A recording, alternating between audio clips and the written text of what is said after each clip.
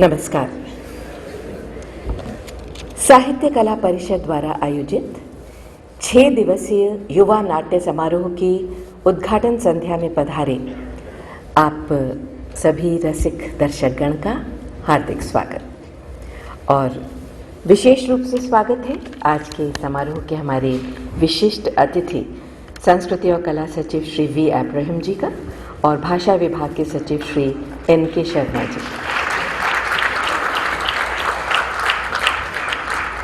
युवा नाट्य समारोह की शुरुआत 3 वर्ष पूर्व की गई थी और इस समारोह का उद्देश्य ये है कि विशेष रूप से उत्साह भरी ऊर्जा से भरे जो हमारे युवा नाट्य निर्देशक हैं उनकी सृजनात्मक प्रतिभा और इच्छा शक्ति को एक और निखरी हुई दिशा दी जा सके और वे सब एक ही मंच पर आकर अपनी अपनी रचनाएं प्रस्तुत कर सके।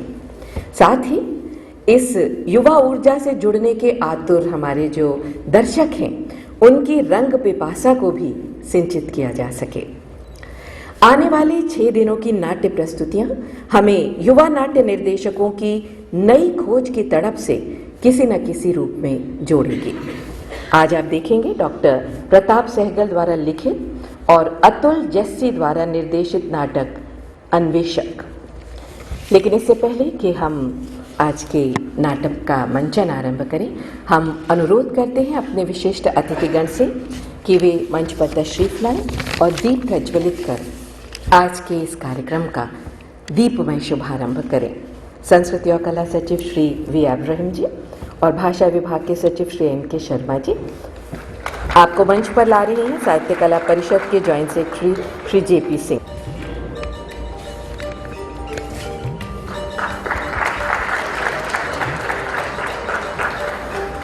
तमसो मा ज्योतिर्गमय असतो मा सद्गमय। मुझे अंधकार से प्रकाश की ओर ले चलो, मुझे असत्य से सत्य की ओर ले चलो। और अब हमारे आज के विशिष्ट अतिथिगण का फूलों से स्वागत श्री जे.पी. सिंह पर, संस्कृति और कला सचिव श्री वी अब्राहम जी और भाषा विभाग के सचिव श्री एन.के. शर्मा जी। आपकी उपस्थिति आज के इस समारोह को गरिमा प्रदान कर रही है।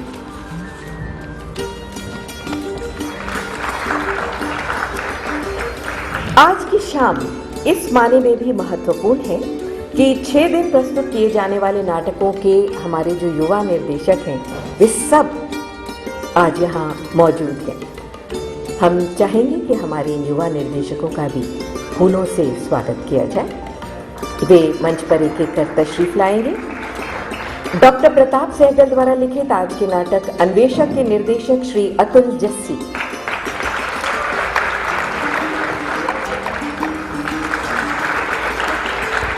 22 नवंबर को दुष्यंत कुमार द्वारा लिखित नाटक एक कंठ विश्वाई का मंचन होगा युवा निर्देशक अरुण कुमार मलिक के निर्देशन में।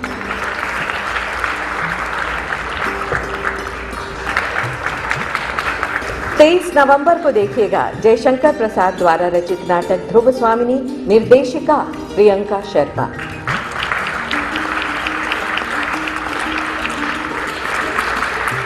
चौबीस नवंबर को आप देखेंगे आगा हश्र कश्मीरी का नाटक यहूदी की लड़की, निर्देशिका साजिदा।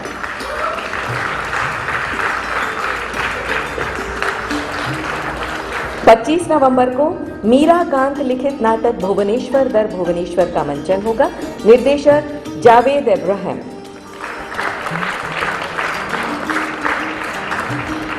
और 26 नवंबर को विशाख दत्त का नाटक देखिए मुद्रा राक्षस, निर्देशक हैं ईश्वर सिंह।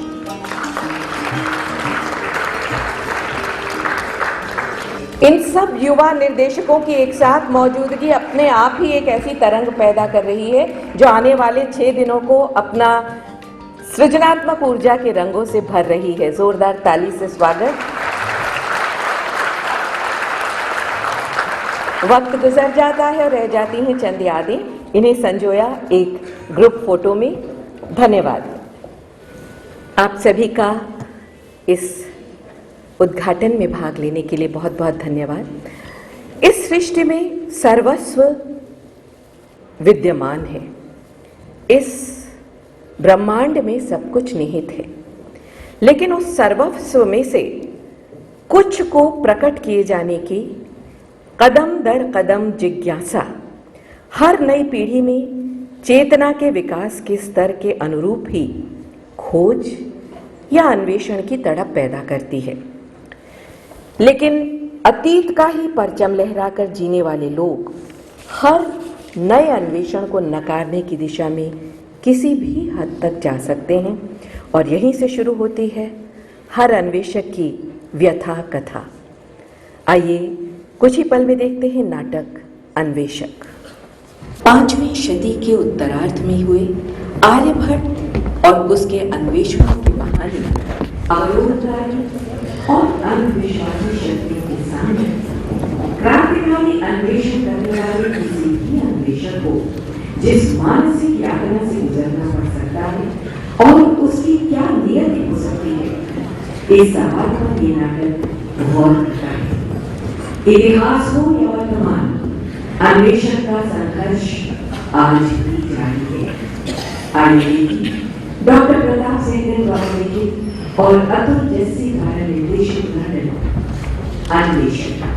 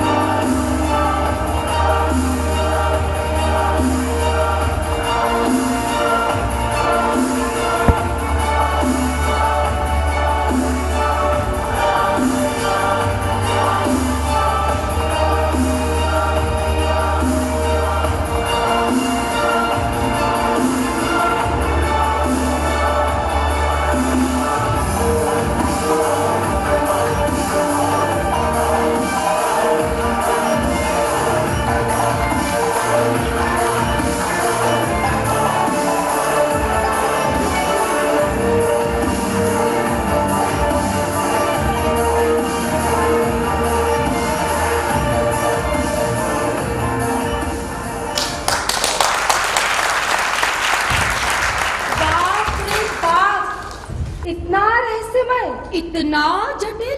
जय जय जय रंगमंच हमारा, जय जय जय रंगमंच हमारा, जय जय जय रंगमंच हमारा। हाँ? सखी, अरे ओ सखी, ये तुम दोनों को क्या हो गया? बाप रे, इतना रहस्यमय, इतना जटिल। ओह, समझी, इतना रहस्यमय, इतना जटिल, और इनको खोजने वालों का जीवन भी इतना ही रहस्यमय और जटिल होता है। अच्छा, लेकिन पहले ये बताओ कि तुम यहाँ पर क्या कर रही हो? मैं अभी बताती हूँ। जय जय जय रंगमंच हमारा, जय जय जय रंगमंच हमारा, बहती जहाँ पर युगों युगों से विविध रंग रस धारा, जय जय जय रंगमंच हमारा, जय जय जय रंगमंच हमारा। ओ, समझी। नाट्य संस्कृति पोषक जन को, रंग कर्म आपूरित मन को, तूफानों में अड़े हुओं को है प्रणाम हमारा। जय जय जय रंगमंच हमारा, जय जय जय रंगमंच हमारा। जीवन जुड़ता तिनका तिनका, मन महान है आज भी उनका, आदर्शों के पले हुओं को है प्रणाम हमारा। जय जय जय रंगमंच हमारा, जय जय जय रंगमंच हमारा। मंच है जीवन, मंच है दुविधा, मंच लड़ाई, मंच है सुविधा, मंच के अविरल रंगधारा को है प्रणाम हमारा। जय जय जय रंगमंच हमारा, जय जय जय रंगमंच हमारा।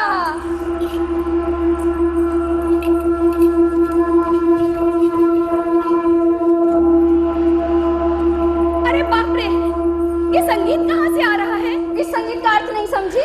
कोई बारात जा रही होगी। अरे मूर्खा कहीं की। क्या कहा? तुम नहीं सकी, ये है ना मूर्खा। क्या? मैं हूँ मूर्ख? अरे तुम नहीं सकी, मैं हूँ ना मूर्ख। हाँ ठीक है, अच्छा बताओ भी। तुम बताओ सकी। शाम की आरती हो रही है। ओहो, वो तो हो चुकी ना। हाँ, तो फिर कोई नाटक होगा।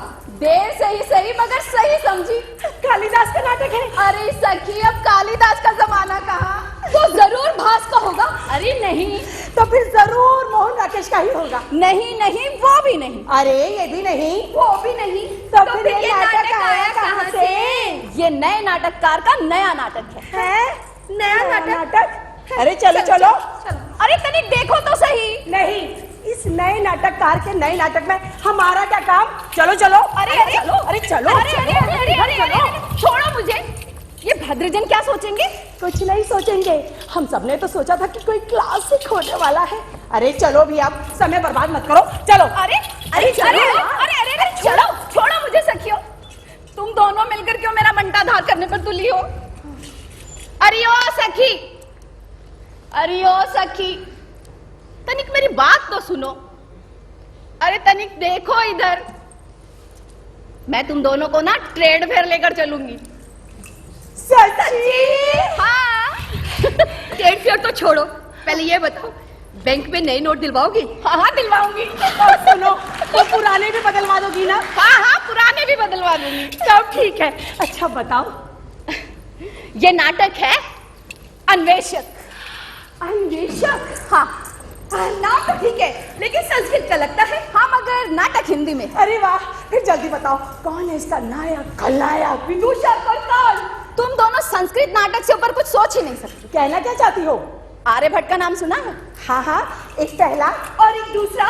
ये आर्यभट्ट प्रथम के जीवन काल से जुड़ा हुआ है। यानी 5वीं शताब्दी का अंतिम चरण, सम्राट बुद्धगुप्त का शासनकाल। अरे चलो चलो, जल्दी हो गया, जल्दी करो। जल्दी करते हैं, सिर लगाते हैं, जल्दी करो, नाटक शुरू होने वाला है, नाटक शुरू होने वाला है। अरे सिंहासन लाओ, जल्दी से लाओ। क्या कर रहे हो? जल्दी जल्दी। अरे अरे चलो चलो, वो आने वाले हैं। चलो यहाँ से जाओ, यहाँ से। अरे चलो चलो। राघव भैया, अब आप लाइन में देख लीजिए।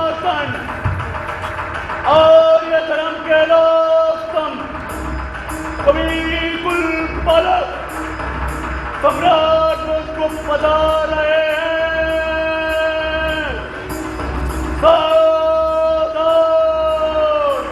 सम्राट बुद्धगुप्त की जय। सम्राट बुद्धगुप्त की जय। सम्राट बुद्धगुप्त की जय। महामौती सभा की कार्यवाही आरंभ की जाए। सम्राट बुद्धगुप्त की जय हो। आज का विषय हुणों के आक्रमण की आशंका है और साथ ही आपने आचार्य आर्यभट्ट को मिलने का समय भी दिया हुआ है। हुणों के संबंध में क्या समाचार है? सम्राट, हमारे गुप्तचरों से सूचना मिली है कि हूण जाति के लोग गुप्त साम्राज्य पर आक्रमण करने के लिए पुनः तत्पर हो रहे हैं। ये चिंता का विषय है महामाते। आपने हुणों की विफलता के लिए क्या उपाय किए हैं? सेनापति को सावधान कर दिया गया है सम्राट। सेना को सावधान करना ही आवश्यक नहीं है, प्रजा को भी सावधान करना चाहिए। सम्राट बुद्धगुप्त की जय। पिछली बार सम्राट के पराक्रम ने हूण आक्रमण को विफल कर दिया था। प्रजा के सहयोग की भूमिका को भुलाना नहीं चाहिए। अव्यवस्था ना हो, इसीलिए प्रजा को सावधान नहीं किया गया सम्राट। सम्राट, हमें अन्न के भंडार की स्थिति भी देख लेनी चाहिए। अमात्य देववर्मा, सम्राट, अन्न का प्रचुर भंडार हमारे पास है। तब तो अव्यवस्था का प्रश्न ही नहीं उठता। क्यों अमात्य देववर्मा? सम्राट, मेरे मत से प्रजा को सावधान कर दिया जाए। अचानक आक्रमण की सूचना मिलने पर प्रजा का मनोबल टूट भी सकता है महामाते। सम्राट बुद्धगुप्त की जय हो।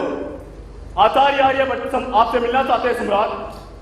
अन्न का प्रचुर भंडार हमारे पास है, अस्त्र शस्त्र का अभाव नहीं। तब तो प्रजा को समय से पूर्व सूचित करने में कोई संकोच नहीं होना चाहिए। सभासदों का क्या मत है? मेरे लिए क्या आदेश है सम्राट? आचार्य को सम्मान पूर्वक अंदर ले आओ। जो आज्ञा सम्राट। सम्राट, इस विषय पर चर्चा हो जाती तो। आप तो जानते हैं हमें कितना स्नेह है आचार्य आर्यभट्ट से। वो हमारे राज्य के अमूल्य रत्न है। गुप्त साम्राज्य अमर रहे सम्राट बुद्धगुप्त। आइए आचार्य, प्रणाम। प्रणाम। लगता है संभवतः सम्राट किसी मंत्रणा में व्यस्त हैं। हाँ, और आप? कार्य तो महत्वपूर्ण था सम्राट, परंतु मैं कुछ समय बाद उपस्थित हो जाऊंगा। महामाते, क्या हम थोड़े समय के लिए चर्चा को स्थगित कर सकते हैं? चर्चा भी स्थगित हो सकती है और अगर आप चाहें तो आचार्य आर्यभट्ट थोड़ी देर प्रतीक्षा भी कर सकते हैं। वैसे मैंने अपनी तो सम्मति दे दी। आप सभासदों से मंत्रणा करें, जो भी सम्मति बने उससे हमें अवगत कराएं। तब तक हम आचार्य से बात कर लेते हैं। जो आज्ञा सम्राट। बहुत दिनों बाद दर्शन हुए हैं आचार्य। आइए आचार्य, उद्यान में चलते हैं। सम्राट,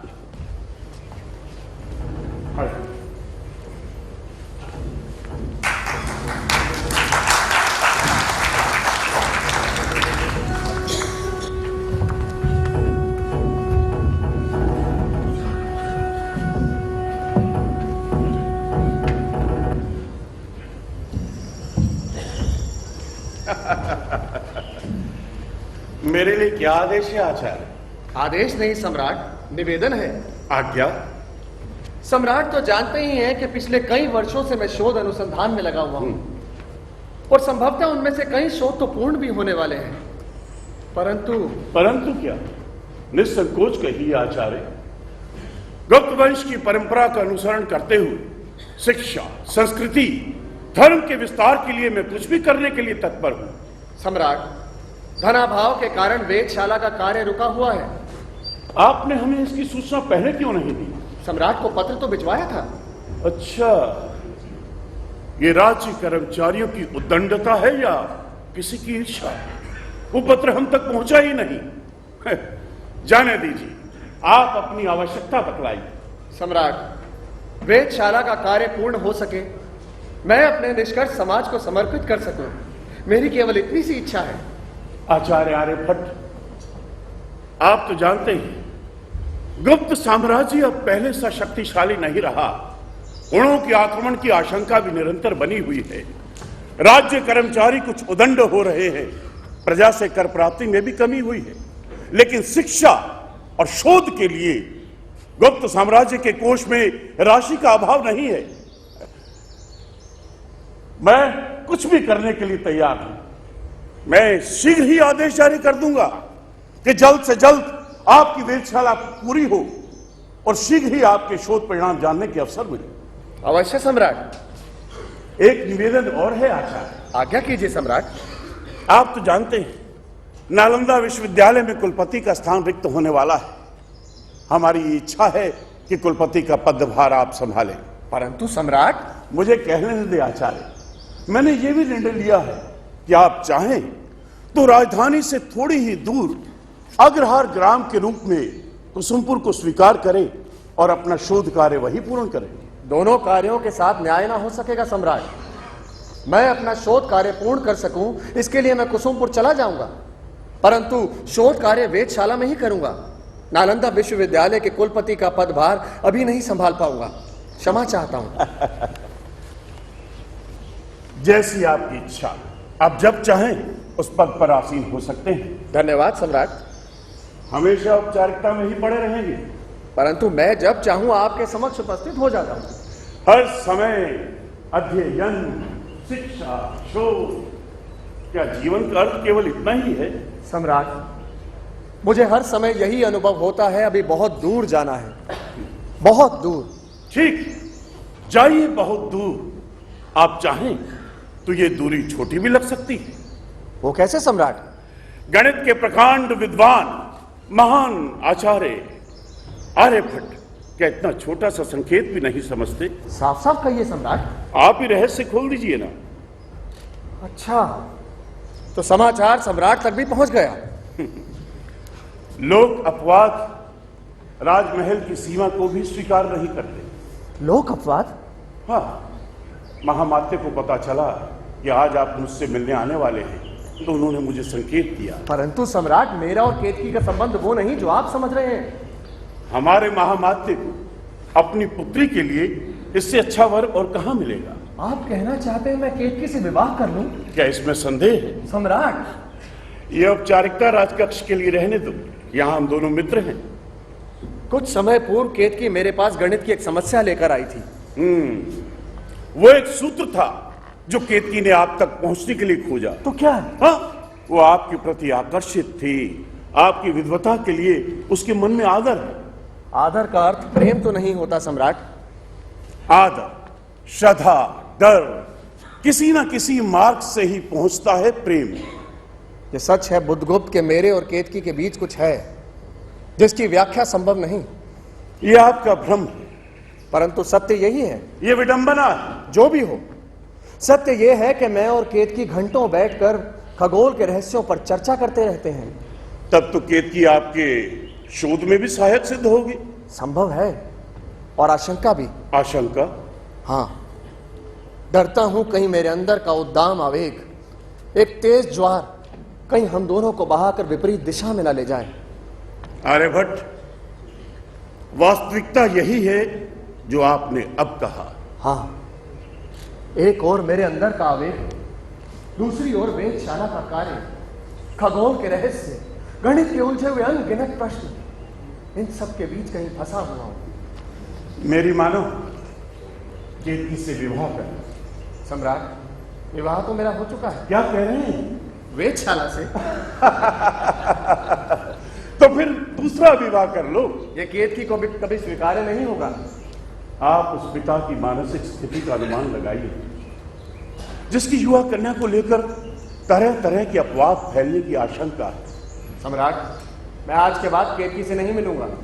ये तुम स्वयं को मकड़जाल में कस रहे हो। जो भी हो, परंतु मेरे लिए यही उचित होगा। नदी की धारा के वेग को विपरीत दिशा में ले जाना चाहते हो? धारा के प्रवाह को रोक तो सकता हूं, धारा किनारे तोड़कर बह निकलेगी। नहीं सम्राट, मैं ऐसा नहीं होने दूंगा।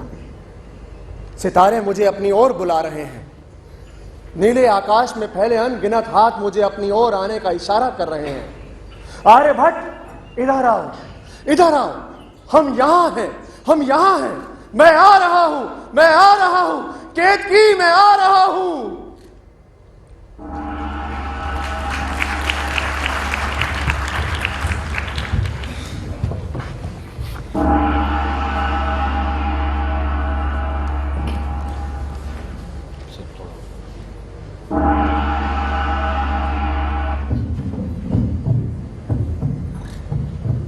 चिंतामणि,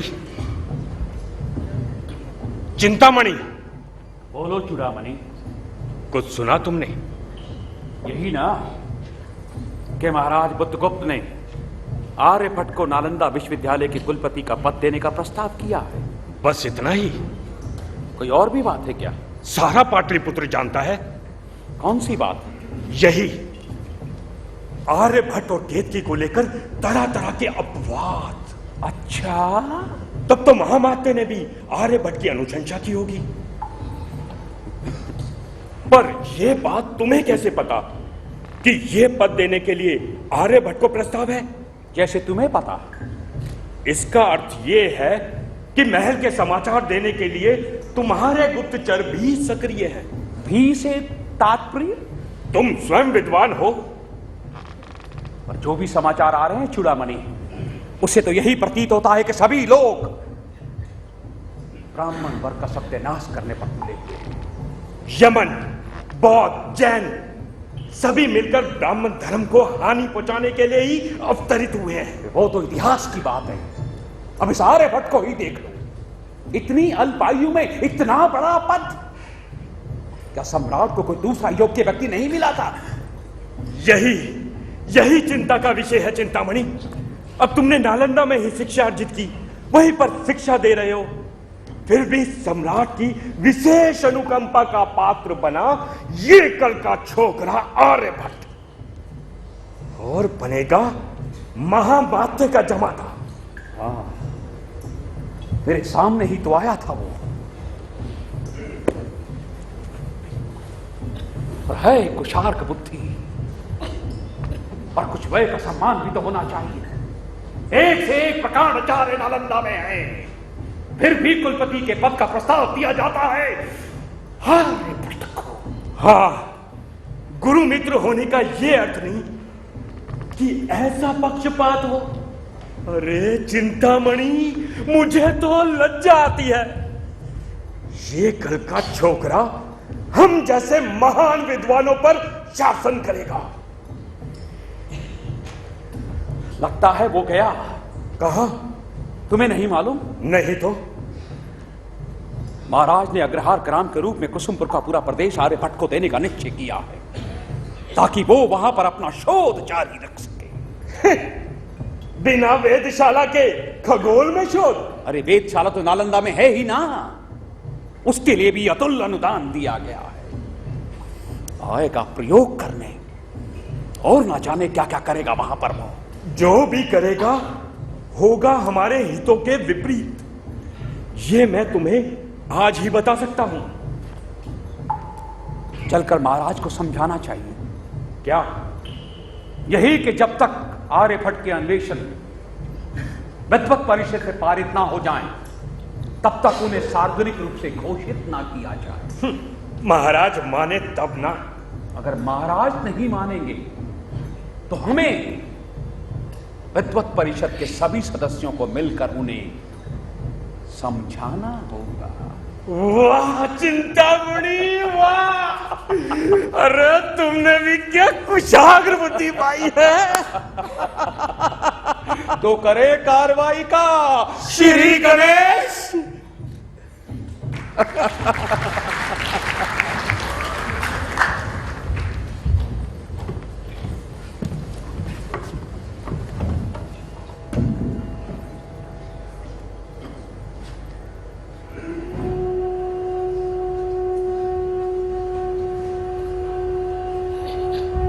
मेरे मन की जलराशि में बेकल हलचल, कहीं झांकता मृगशावक सूने कोने से, और कहीं गहरे काले घन घुमड़ घुमड़ कर बिन भर से विचलित कर जाते। सुंदर, अति सुंदर। नई कविता लिखी है? हाँ। तो सुनाओ। गंगा जितनी शांत है, मन उतना ही उद्विग्न। तुम्हारी उद्विग्नता मेरे लिए घातक सिद्ध हो सकती है केतकी। तुम ही बताओ क्या करूं। प्रतीक्षा। एक सीमा के बाद प्रतीक्षा निरर्थक हो जाती है। तुम काव्य की भाषा बोलती हो और मैं अंकों की भाषा समझता हूं। मैं भी सीख गई हूं अंकों की भाषा, लेकिन गणित नहीं, मन के रहस्य, संबंधों का सौर जगत, पेचीदा, झीना, और गहरा है। कल कल करती गंगा मन में आवेश हिला देता अंदर तक, पर जीवन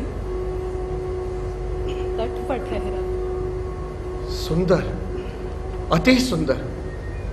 तुमने कविता और गणित की दुनिया को आमने सामने लाकर खड़ा कर दिया है केतकी। लगता है जैसे जल पुलावन में भी बत्तख तैर रही हो। अब तुम बोल रहे हो कविता की भाषा। तब तो संप्रेषण की समस्या हल हुई। हाथ में बात टालना चाहते हो। नहीं केतकी, तुम्हें प्रसन्न देखना चाहता हूं। मुझे प्रसन्न देखना चाहते हो तो संबंधों के सौर जगत में उतरो तो पढ़ो आर्यभट्ट इस खगोल को, जहां तैरते भाव विहल। कहूं बात एक तनिक सुनोगे? बिना एक उत्पत्त प्रेम के जीवन बहुत इखरा है। मैं जानता हूं केतकी कि भाव मन का गुण है और मैं बुद्धि का अनुचर बना हुआ हूं। इससे मुक्ति संभव है। कैसे? कुसुमपुर जाने का विचार त्याग दो आर्यभट्ट। जो काम तुम कुसुमपुर जाकर करना चाहते हो वो यहाँ भी हो सकता है। संभव नहीं है केतकी। तुम जानती हो सम्राट बुद्धगुप्त मेरे लिए केवल सम्राट ही नहीं, गुरु भाई भी है। भाई से भी अधिक स्नेह है उनका मुझ पर। मुझे भी वे भगिनी सा स्नेह देते हैं। जो भी हो, परंतु तुम मेरा संकट तो समझो। समझती हूँ तुम्हारी व्याकुलता, पर लोक अपवाद का भय, पिताजी के मुख पर फैली चिंता की रेखाएं, समझ नहीं आता मैं कहाँ खड़ी हूँ। तुम्हारे पांव के नीचे ठोस यथार्थ है केतकी। मन में कल्पना की तरंगे और आंखों में बसी अनगिनत आशंकाएं। इन्हीं आशंकाओं का उत्तर ही तो मुझे खोजना है। और तुम हो कि कुसुमपुर जा रहे हो। केतकी, दूर कहाँ है कुसुमपुर? तुम्हारे पास रहकर भी तुमसे दूर रहूंगा। संभव है मेरी व्याकुलता का कोई समाधान तो निकले। मैं यहां भी बाधा नहीं बनूंगी आर्यभट्ट। मैं जानता हूं, परंतु तुम्हारी रूप राशि देखकर स्वयं से डरता हूं। डरता हूं कि नीले आकाश में फैले सितारों को पकड़ने को आकर मेरे ये हाथ कहीं तुम्हारी घनी काली केश राशि में उलझ कर न रह जाए। सहमत हो तुम्हारी बातों से, पर अनदेखी नहीं करती। कटु यथार्थ के पिताजी पर तरह तरह के दबाव पड़ रहे हैं। वे दबाव तो झेलने होंगे केतकी। मुझे पाना है अभी अपना सत्य। समय कहां है मेरे पास कि लोक अपवाद सुनो वो निरर्थक प्रलाप। केतकी, तुम मेरी निर्बलता नहीं, मेरी प्रेरणा बनो। मैं तो केवल कविता में ही ऊंचा सोचती हूँ, तुम तो जीवन में ऊंचा सोचते हो। बातों का समय नहीं है मेरे पास केतकी। मुझे तो एक उच्च शिखर पर पहुंचना है। दुर्गम है मार्ग और अवरोध खड़ा करने वाली शक्तियां। आओ इन सब को तोड़कर सूर्य की ओर देखें। आओ।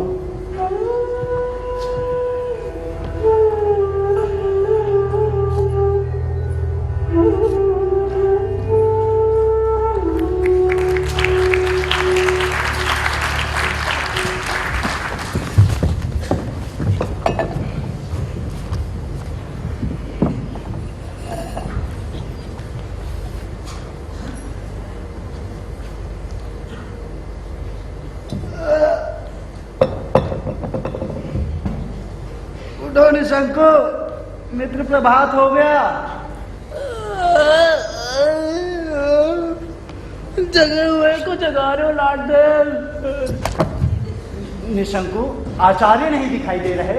अरे आज भी सारी रात जागता रहे। इस तरह से तो उनका स्वास्थ्य बिगड़ जाएगा। निशंको, मित्र निशंको।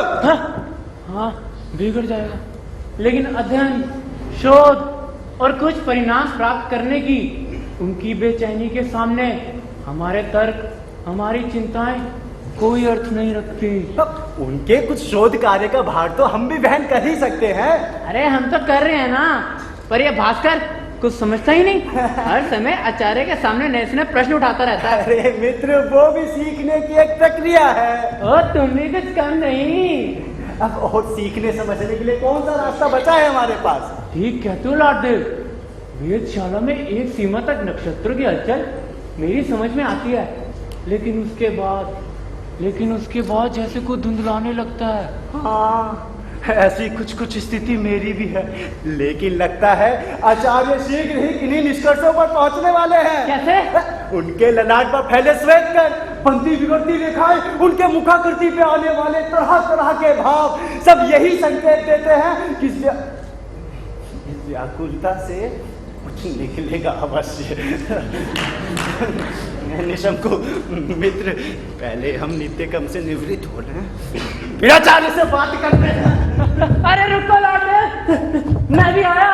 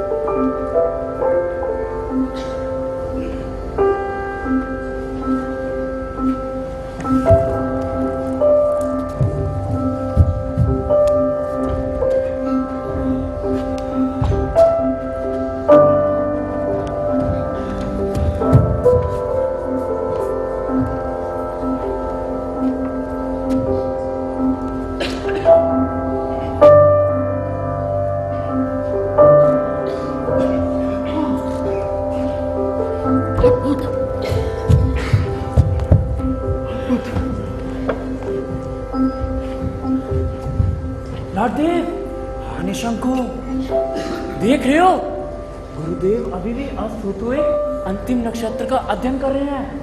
देख रहे हो, उनकी व्याकुलता, तड़ी हुई भ्रिकुटियां, रोम रोम से ढलते हुए प्रश्न। हाँ, हमें कुछ समय प्रतीक्षा करनी चाहिए। हाँ, हो गया। केतकी, लाडदेव, निशंकु, भास्कर, कहाँ है सब? है कोई? लाडदेव, निशंकु, है कोई है यहाँ? आज मैं बहुत प्रसन्न हूँ।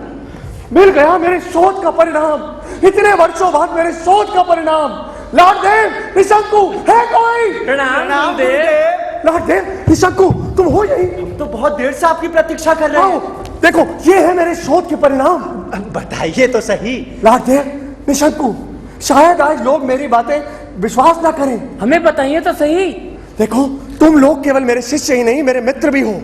आज तक धारणा यही थी कि पृथ्वी स्थिर है और ब्रह्मांड चलायमान, परंतु ये सत्य नहीं है। यानी? हाँ, दूसरे ग्रहों की तरह पृथ्वी में भी गति है, और मेरी गणना के अनुसार पृथ्वी अपने अक्ष पर 23 घंटे 56 पल और 4.1 क्षण में पूरा चक्कर लगाती है, यानी एक दिन, और 365.25868 चक्कर लगाती है, यानी एक वर्ष।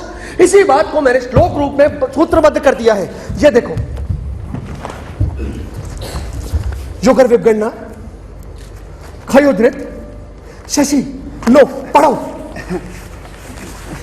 ये तो बहुत कठिन है आचार्य। हाँ, और इतनी उत्तेजना उचित नहीं। श्लोक के माध्यम से मैंने गणना का नया ढंग आविष्कार किया है। हमारी वर्णमाला क से च तक 25 वर्ग अक्षरों में विभाजित है। क वर्ग और च वर्ग इत्यादि, और बाकी के 8 अक्षर अ वर्ग हैं। हम अक्षरों के माध्यम से गणना त्वरित गति से कर सकते हैं। उदाहरण के तौर पर अगर क का मान 20 है तो म का 25। तुम लोग इसका प्रयोग करके देखोगे? जी, ये हमें सीखना होगा गुरुदेव। हाँ, और इतनी उत्तेजना सच में उचित है। परंतु मैं उत्तेजित नहीं, मैं प्रसन्न हूँ। हमें तो आपके स्वास्थ्य के क्षय होने की चिंता लगी रही। नहीं, अभी मैं एकदम स्वस्थ हूँ, मेरे को कोई वो नहीं है।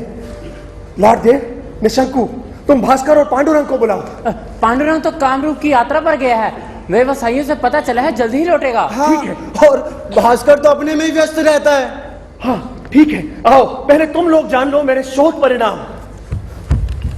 सुनो सुनो सुनो, सभी को सूचित किया जाता है कि कल सुबह प्रथम पहर से द्वितीय पहर तक सूर्य ग्रहण लगेगा। इसलिए शास्त्रों के अनुसार सभी को चेतावनी दी जाती है कि वे दान पुण्य दक्षिणा देकर ग्रहण के प्रकोप से मुक्ति पाए। सुनो सुनो सुनो सुनो सुनो सुनो सुनो सुनो सुनो। ये भी अज्ञान का एक रूप है। क्या आपने इस विषय में भी कोई खोज कर ली है? अवश्य, और मैंने निश्चय किया है कि इसको श्लोक रूप में सूत्रबद्ध करके अपने परम मित्र सम्राट बुद्धगुप्त को समर्पित करूंगा। ब्रह्म कु शशि बुद्ध भृगु रवि कुज गुरु कोण भग्नास्मस्कृत्य आर्यभटिस्व निगदति कुसुमपुरे भायार्चितम ज्ञानम। अर्थात ब्रह्मा, पृथ्वी, चंद्रमा, बुध, शुक्र, सूर्य, मंगल, बृहस्पति, शनि तथा नक्षत्रों को नमस्कार करके आर्यभट्ट इस कुसुमपुर में अपने अतिशय पूजित ज्ञान का वर्णन करते हैं। सुंदर, अति सुंदर। मैं बोलता जाता हूं, तुम लिखो। जी गुरुदेव। निशंकु तुम भी लिखो। जी गुरुदेव।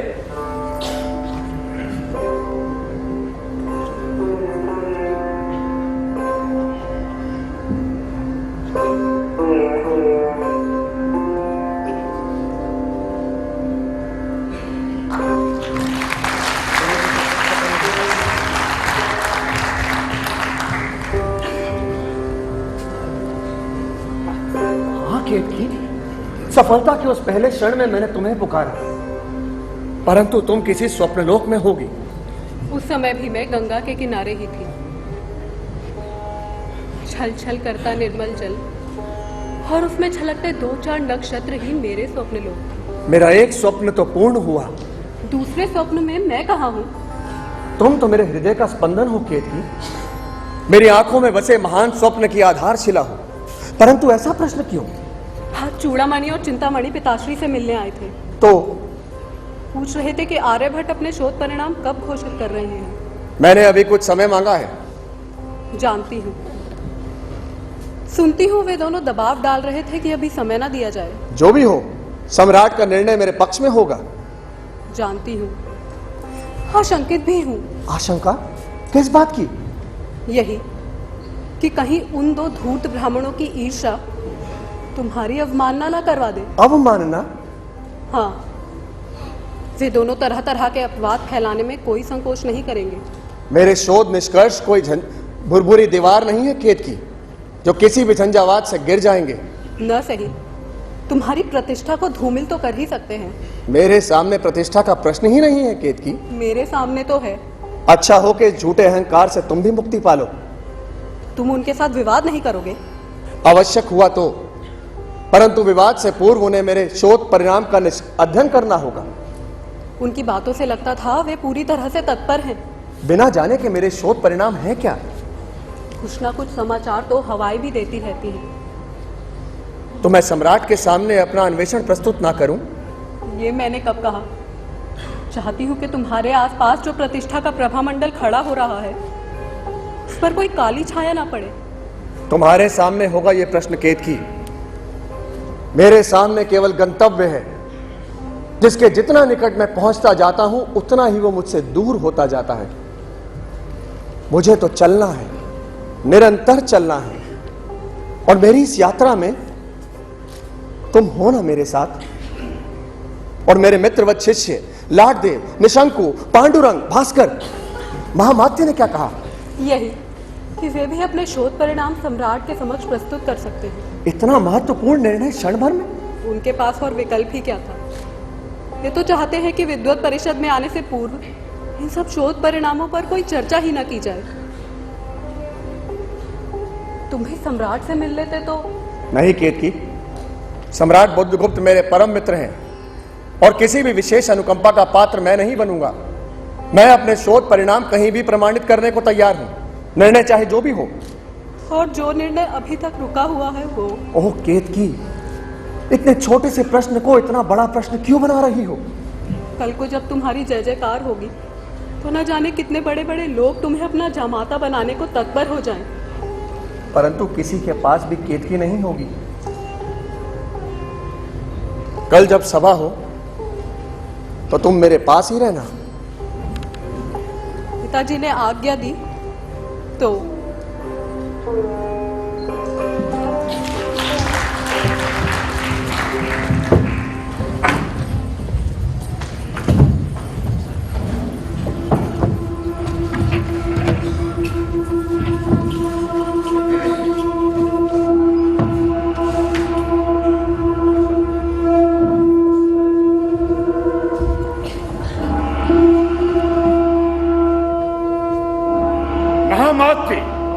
सभा की कार्यवाही प्रारंभ की जाए।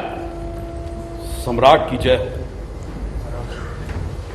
आज आचार्य आर्यभट्ट आपके सम्मुख अपने शोध निष्कर्षों की घोषणा करना चाहते हैं। सम्राट तैयार होना चिंतामणि। हाँ, तुम भी तैयार होना। हाँ, चिंतामणि जी, चूड़ामणि जी से जो वार्तालाप कर रहे हैं हम भी तो सुने। कलाविद सम्राट बुद्धगुप्त की जय। हम दोनों आपके सम्मुख ये निवेदन करना चाहते हैं कि आर्यभट्ट की घोषणाओं पर हमें इसी सभा में विचार करने का अवसर दिया जाए। आचार्य आर्यभट्ट, आपका क्या मत है? सम्राट, मैं जानता हूं कि कला, ज्ञान, विज्ञान और संस्कृति के प्रसार के लिए आप गुप्त सम्राटों की परंपरा का निर्वाह कर रहे हैं, परंतु मेरा केवल इतना संकोच है सम्राट कि आपका स्वास्थ्य ठीक नहीं। मेरे स्वास्थ्य की चिंता आप न करें। विद्वानों के वाद विवाद को सुनकर ही मेरा मनोविनोद होगा। जैसी आपकी इच्छा सम्राट, मेरे लिए क्या आज्ञा है? आप अपने अन्वेषण का विस्तार से उल्लेख करें। अवश्य। मैं जब बहुत छोटा था सम्राट, मुझे अच्छी तरह से याद है कि ये सितारे मुझे अपनी ओर आकर्षित किया करते थे। मुझे लगता जैसे वे मौन स्वरों में मुझे निमंत्रण दे रहे हों, आओ हमें पढ़ो, आओ हमें समझो। और मैं रात्रि भर जाग जाग कर इनका अध्ययन करता रहता, थक कर सो जाता। तब भी सूर्य, चंद्रमा, शनि, बुध, गुरु और ना जाने कितने ग्रह नक्षत्र मेरे स्वप्न लोक का हिस्सा बनते। मुझे लगता जैसे ब्रह्मांड मुझे चुनौती दे रहा हो, आओ हमें पढ़ो, आओ हमें समझो। और मैंने ये चुनौती स्वीकार कर ली सम्राट। लगता है आर्यभट्ट आप अभिनय कला में भी निष्णांत हैं। हाँ, भरत, भास, कालिदास, ये सभी हमारी धमनियों में बहते हुए रक्त का अंश है, हृदय का स्पंदन है और परंपरा से मिली विरासत है। परंपरा का निषेध करने वाले व्यक्ति को परंपरा की बात शोभा नहीं देती सम्राट। परंपरा निषेध नहीं, उसका विकास है आचार्य चूड़ामणि। और कोई भी अन्वेषक तब तक सही अन्वेषण कर ही नहीं सकता जब तक वो परंपरागत मूल्यों पर प्रश्न चिन्ह ना लगाए। वाह आर्यभट्ट वाह। सम्राट, अन्वेषक महोदय अपना अन्वेषण भी तो घोषित करे। अवश्य। इस सभा में आने से पूर्व मैंने ग्रहण लगने की एक पूर्व सूचना सुनी थी सम्राट। शास्त्रोक्त राहु केतु के कारण ग्रहण लगने का यह सिद्धांत मिथ्या है। क्या कह रहे हैं आप? जब चंद्र की छाया सूर्य पर पड़ती है तो सूर्य ग्रहण होता है, और जब सूर्य की छाया चंद्र पर पड़ती है तो चंद्र ग्रहण होता है। क्षमा करें सम्राट, मैं कुछ निवेदन करना चाहता हूं। आर्यभट्ट अपनी इन निरर्थक घोषणाओं से हमारी आस्था को खंडित करना चाहते हैं। बिल्कुल। परंतु आस्था का कोई आधार तो होना चाहिए सम्राट। सम्राट से हमारा निवेदन है कि आर्यभट्ट के इस प्रलाप को यहीं बंद कर देना चाहिए। बिल्कुल बंद कर देना। पहले हम आचार्य की बातें सुन तो ले। क्या सुनेंगे? क्या सुनेंगे उनकी बातें? सभा में अव्यवस्था ना फैलाई जाए। आचार्य आर्यभट्ट को अपनी बात कहने का पूरा अवसर मिलना चाहिए।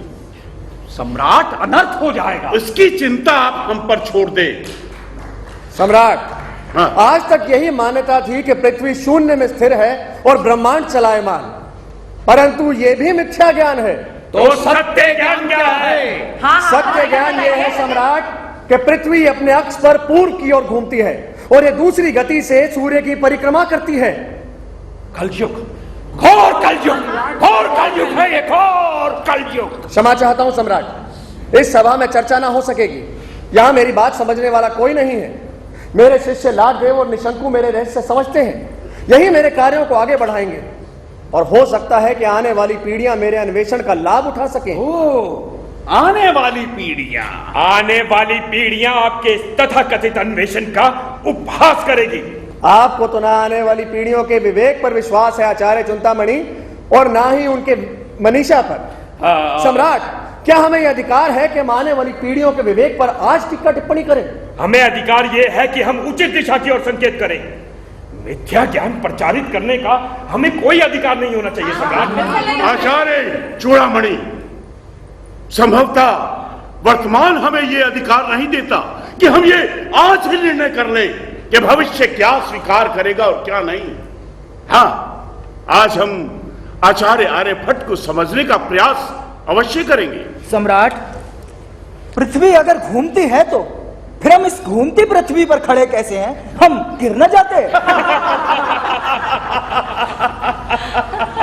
कहिए आचार्य आर्यभट्ट, इस प्रश्न का क्या उत्तर है आपके पास?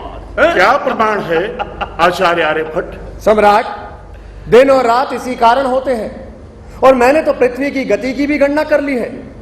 पृथ्वी अपने अक्ष पर 23 घंटे 56 पल और 4.1 क्षण में पूरा चक्कर लगाती है। और रही पृथ्वी की परिक्रमा की बात, तो आती जाती ऋतुएं ही इसका प्रमाण है। कलयुग, घोर कलयुग सम्राट, घोर कलयुग है। हमने तो आज तक यही पढ़ा है, सूर्य उदयाचल से उदय होता है और अस्ताचल में अस्त। मैं जानता हूं चूड़ामणि जी। जानते हैं, फिर भी सम्राट, यह सर्वदा अनुचित है। सर्वदा सम्राट, अनुचित है। आर्यभट्ट के ये अन्वेषण न अस्वीकार्य हैं, न कल स्वीकार्य होंगे। नालंदा विश्वविद्यालय की छवि कौन धूमिल करता है उसे? आचार्य चिंतामणि। आचार्य चिंतामणि, ये तो वो बात हुई जब गणित में आचार्य आर्यभट्ट ने शून्य और दशमलव का सिद्धांत का अन्वेषण किया था। आपने तथा दूसरे लोगों ने तब भी उनका विरोध किया था, लेकिन आज गणित शून्य और दशमलव सिद्धांत से सभी विश्वविद्यालयों में पढ़ाया जाता है, और हम सब जानते हैं कि इससे समाज को, गणित को कितना लाभ हुआ है। सम्राट, कुछ लोग केवल विरोध करने में ही अपने पराक्रम का अनुभव करते हैं। आपने प्रमाण की बात करी, तो मेरे साथ वेदशाला में बैठकर कोई भी अनुभव कर सकता है, परंतु वेदशाला में बैठने का समय है किसके पास? सम्राट, इसके अन्वेषण को या तो बंद कर दिया जाए या विद्युत परिषद से पारित करवा लिया जाए। ज्ञान की कोई सीमा नहीं होती है आचार्य चिंतामणि, और विवेक का उपहास तो हो ही नहीं सकता। ये हमारा अपमान है। हाँ, ये हमारा अपमान है। आचार्य चूड़ामणि, आज मैं आप ब्राह्मणों का कोप भाजन हूं। इसका कारण मैं अच्छी तरह से समझता हूं। क्या कारण हो सकता है आचार्य? सम्राट, इन ब्राह्मणों के कोप का केवल इतना कारण है, कल जब सामान्य व्यक्ति ग्रहण लगने के सामान्य सिद्धांत को समझ जाएगा, तो वो दान दक्षिणा से इनकी सेवा नहीं करेगा। ये पूरी ब्राह्मण जाति पर मिथ्या आरोप है। आरोप है। हम इसे स्वीकार नहीं करेंगे सम्राट। मैं भी आप लोगों में से एक हूं, परंतु अनेक ज्ञानी विद्वान नए नए अन्वेषण का स्वागत करते हैं, परंतु जिन पर केवल स्वार्थ हावी हो सम्राट, वही नए अन्वेषण की राहों में बाधा उत्पन्न करते हैं। ये हमारा अपमान है। ब्राह्मणों का इस तरह अपमान करने से प्रलय आ जाएगी। मैं किसी का अपमान नहीं करता। ब्राह्मण केवल वही है जो ज्ञानी हो। आचार्य आर्यभट्ट, आपकी उद्घोषणाओं से दैवी प्रकोप की आशंका है। दैवी प्रकोप? ये दैवी प्रकोप और प्रलय का सिद्धांत भी सम्राट मिथ्या ज्ञान पर ही आधारित है। मेरे मत में समय अनादि और अनंत है, इसमें कभी व्यवधान नहीं आता। ये निरंतर चलता रहता है। एक युग से दूसरे युग में प्रवेश के समय भी न पुनः सृष्टि होती है, ना ही विनाश। तो बताइए, ये कौन सा युग चल रहा है? बताइए। हम कलयुग में रह रहे हैं। हाँ, वो तो रह ही रहे, जिसे प्रारंभ हुए 1,83,602 वर्ष हो चुके हैं, और जिसकी कुल आयु 43,20,000 वर्ष है। बाकी का अनुमान आप स्वयं लगा सकते हैं सम्राट। आचार्य, आपके अन्वेषण इस देश में फिर विश्व के कोने कोने में पहुंच सके, इसके लिए हम चाहते हैं कि आप अपने सिद्धांतों को सूत्रबद्ध करके प्रचारित करें और विद्वज्जन अपनी सम्मति दे सके। सम्राट पहले से विद्युत परिषद से पारित तो होने दे। वो भी होगा, पहले हम तो समझ लें। सम्राट, मेरे शिष्य पांडुरंग स्वामी, लाडदेव और निशंकु मेरे सिद्धांत समझते हैं। प्रतिभाशाली भास्कर की अपनी मान्यताएं हैं, परंतु वो भी इन्हें समझते हैं। पांडुरंग कामरूप प्रदेश की यात्रा पर गए हैं, परंतु लाडदेव और निशंकु मेरे साथ हैं। इनकी सहायता से मैंने कुछ सूत्रबद्ध किया है। लाडदेव, निशंकु। जी गुरुदेव, प्रणाम। सम्राट बुद्धगुप्त की जय हो। सम्राट, गुरुदेव ने अपने सिद्धांतों को 4 भागों में सूत्रबद्ध करवा दिया है। कौन कौन से 4 भाग हैं, जरा हम भी तो सुने। आप कुछ बोलने का अवसर भी तो दें। यह है 10 गीतिका, गणित पाद, काल क्रियापाद एवं गोलपाद। विस्तार से कहो वत्स, इन भागों में किन सिद्धांतों का प्रतिपादन है? सम्राट, वस्तुतः गुरुदेव द्वारा रचित आर्यभट्टीय के ही 4 खंड हैं। फिर भी संक्षेप में प्रथम खंड 10 गीतिका है, जिसकी पहली आर्य में वंदना और विषय निर्देशन है। यह कौन सी नई बात है? हर रचना का प्रारंभ वंदना से ही होता है। लेकिन गुरुदेव ने वंदना में ही अपनी प्रतिभा का वर्ण नहीं कर दिया। इसकी दूसरी आर्यों में स्वरों एवं व्यंजनों की सहायता से बड़ी संख्याओं को लिखने की विधि है। फिर 10 आर्याओं में ब्रह्म के एक दिन का परिणाम, आकाश पिंडों के मग्न, उनके मंदवृत्त तथा शीघ्रवृत्त की परिधियां, उनके पारस्परिक झुकाव और 24 अर्धजीवों के मान दिए गए हैं। सम्राट। सुंदर। निशंकु, तुम गणित पाद के संबंध में कुछ कहो। जी गुरुदेव, गणित पाद में गणित संबंधी कुछ नियम हैं। बीजगणित और रेखा गणित से संबंधित प्रश्न भी हैं। क्षेत्रफल एवं घनफल प्राप्त करने की विधियां हैं। वृत्त की परिधि और व्यास का अनुपात जानने की विधियां भी हैं। निशंकु, तुमने ये साधारण रूप से कह दिया, पर इनमें है क्या, पता भी तो चले। आप तो स्वयं विद्वान आचार्य चूड़ामणि जी, आर्यभट्टीय को एक बार अध्ययन कर ले, आपकी शंकाओं का समाधान हो जाएगा। बहुत उदंड हो रहे हो निशंकु। विद्वानों की ये नोक झोंक भी अच्छी लगी। हाँ तो निशंकु, शेष 2 भागों में क्या है? सम्राट, काल क्रियापाद और गोलपाद में ज्योतिष संबंधी नए अन्वेषण है। पृथ्वी तथा अन्य ग्रहों के घूमने एवं प्रक्रिया से संबंधित सिद्धांत है। 121 आर्यों के इस महत्वपूर्ण ग्रंथ को आर्यभट्टीय कहा गया है। आचार्य आर्यभट्ट, आपकी तरह से आपके शिष्य भी कुशाग्र बुद्धि हैं। ये आपके कार्य को अवश्य ही आगे बढ़ाएंगे। 23 वर्ष की अल्पायु में आपने इतना महत्वपूर्ण कार्य किया। शून्य और दशमलव के प्रयोग और महत्व को सरलता से समझा दिया है। यह समाज आपका ऋणी रहेगा। आचार्य चिंतामणि जी, ये तो हर्ष का विषय होना चाहिए कि ऐसी महान विभूति ने पाटलिपुत्र में जन्म लिया है। सम्राट, मैं जानता हूं कि आचार्य चिंतामणि और आचार्य चूड़ामणि विद्वान ब्राह्मण हैं, परंतु कभी कभी स्वार्थ व्यक्ति को आगे बढ़ने से रोक देता है। कालिदास ने भी यही कहा है, सभी नया स्वीकार्य नहीं होता और सभी पुराना त्याज्य नहीं होता। विद्वान व्यक्ति मूल्यांकन करने के बाद ही स्वीकार या अस्वीकार करता है। मेरी इन दोनों ब्राह्मणों से विनती है कि वे एक बार आर्यभट्टीय का अध्ययन अवश्य करें।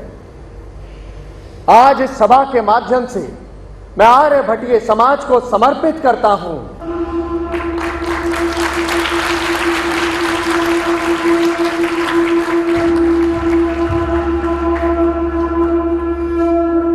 आचार्य, आप आचार्य ही नहीं, आचार्य शिरोमणि कहलाने के अधिकारी हैं। धन्यवाद सम्राट। सभासदों, आप सब जानते हैं कि हुणों के आक्रमण की आशंका निरंतर बनी हुई है। जब कोई किसी देश पर आक्रमण करता है तो उसका सबसे पहला प्रयास यह होता है कि वो वहां की संस्कृति, शिक्षा, धर्म के आगार को नष्ट कर दे। लेकिन मेरे पूर्वजों ने अपनी दूरदर्शिता से इन सब का संचय किया हुआ है और सदियों से पाटलिपुत्र संस्कृति, शिक्षा और ज्ञान का केंद्र बना हुआ है। आर्यभट्टीय के विशद अध्ययन के लिए इसकी प्रतिलिपियां प्रचारित की जाए। यह राज्य देश है। सम्राट बुद्धगुप्त की जय। सम्राट बुद्धगुप्त की जय। आचार्य शिरोमणि आर्यभट्ट की जय। आचार्य शिरोमणि आर्यभट्ट की जय। क्षमा करें सम्राट, हम इस निर्णय से सहमत नहीं हैं। हमसे तात्पर्य हम दोनों और हमारे साथ उपस्थित यहां पर अन्य विद्वज्जन। आचार्य चिंतामणि, आप जानते हैं आप क्या कह रहे हैं? इतना कि इस आर्यभट्टी को पहले विद्वत परिषद से पारित करवाया जाए। आप राज्य देश की अवमानना कर रहे हैं। क्षमा करें महामाते, सभी जानते हैं आर्यभट्ट सम्राट के विशेष अनुकंपा पात्र हैं। चूड़ामणि, आप सम्राट पर पक्षपात का आरोप भी लगा रहे हैं। क्षमा करें सम्राट, विश्वविद्यालय से संबंधित कार्यों पर निर्णय यदि इसी सभा में लिए जाने हैं तो अच्छा हो विद्वत परिषद को भंग कर देना चाहिए। चूड़ामणि! सम्राट, सुश्रण को अग्नि से आशंकित नहीं होना चाहिए। महामाते, राज्यादेश की अवमानना करना हमारा उद्देश्य नहीं है, किंतु महाराज हमारी सम्मति पर विचार कर लेने में ही आपके यश की श्री वृद्धि होगी। महामाते, आपकी क्या सम्मति है? राज्य देश को दी गई किसी भी चुनौती को कृपा दृष्टि से नहीं देखा जाना चाहिए, और इस आदेश को तो केवल आप ही वापस ले सकते हैं सम्राट। आचार्य आर्यभट्ट, क्या आपको कोई आपत्ति? सम्राट, न कल थी और न आज है। कोई भी राज्य देश जनादेश से दूर नहीं होना चाहिए। इसी विचार से इन अन्वेषणों को विद्वत परिषद के सामने रखने की व्यवस्था की जाए ताकि इस आदेश को स्थगित किया जाए। महामात्र विद्वत परिषद की बैठक शीघ्र बुलाने के लिए कुलपति को निर्देश दे। जो आज्ञा सम्राट। महाराज बुद्धगुप्त की जय! महाराज बुद्धगुप्त की जय! महाराज बुद्धगुप्त की जय! महाराज बुद्धगुप्त की जय! महाराज बुद्धगुप्त की जय!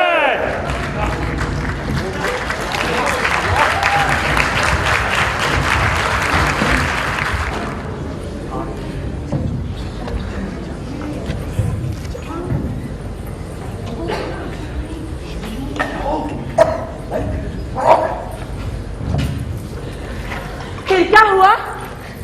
अभी सामने आ जाएगा। विद्वत परिषद की बैठक हुई? हाँ हाँ हुई। अच्छा, तो क्या हुआ उसमें? और केतकी का क्या बना?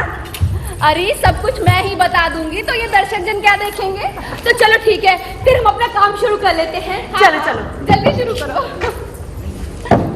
विश्वास हमारा है, विश्वास हमारा है, धुंधला हुआ चमकीला इतिहास हमारा है। छोड़ो ये इतिहास की बातें, खेल है ये सब शब्दों का। कोई वक्त हो कोई जगत हो, बुरा हाल है लोगों का। विश्वास हमारा है, विश्वास हमारा है। कहीं से कोई बिंब बना दो, इसे हटा दो, उसे मिटा दो, और कोई तस्वीर सजा लो, इसे गले में भी टंगवा लो। विश्वास हमारा है, विश्वास हमारा है। अंत हुआ इतिहास का कब से, कहते ज्ञानी ध्यानी है।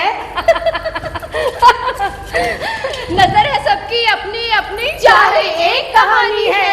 विश्वास हमारा है, विश्वास हमारा है। जिसके पास नहीं कोई सपना, उसका जीना भी क्या जीना। चलो देखते हैं इतिहास में वर्तमान कैसे ढलता है। आर्यभट्ट की आंखों में एक नन्हा सपना पलता है, एक नन्हा सपना पलता है, एक नन्हा सपना पलता है, एक नन्हा सपना पलता है, एक नन्हा सपना पलता है, एक नन्हा सपना पलता है। स्वस्थ हो ना? हाँ हाँ, बैठक तो बुलानी पड़ी ना, अभी समय है। हाँ, पर मैं रात को ठीक से सो नहीं पाया। कुछ ऐसी ही स्थिति मेरी भी थी। समझ में नहीं आता आर्यभट्ट सम्राट की कृपा पात्र कैसे बन गया। गुरु भाई है ना। लेकिन अगर सब कुछ ऐसे ही चलता रहा तो इतिहास के पन्नों में तो हमारा नाम ही। आज अवसर है, जमकर करो विरोध। अगर आज की बैठक स्थगित हो जाए तो? अरे मुझे तो शीघ्र ही अपनी पुत्री का विवाह करना है। अगर आर्यभट्ट की घोषणाएं लोगों के विश्वास का केंद्र बन गई तो ये सब कैसे होगा? अरे होगा क्यों नहीं? अरे तब तो लोगों की धारणा बदल सकती है। अरे वाह, शताब्दियों से चली आ रही परंपरा क्या खत्म हो जाएगी केवल आर्यभट्ट के कहने से? चिंता मत कीजिए, आपकी बेटी का विवाह ऐश्वर्य से संपन्न होगा। अरे लोग आप पर विश्वास रखते हैं और यजमानों की तो कमी है ही नहीं।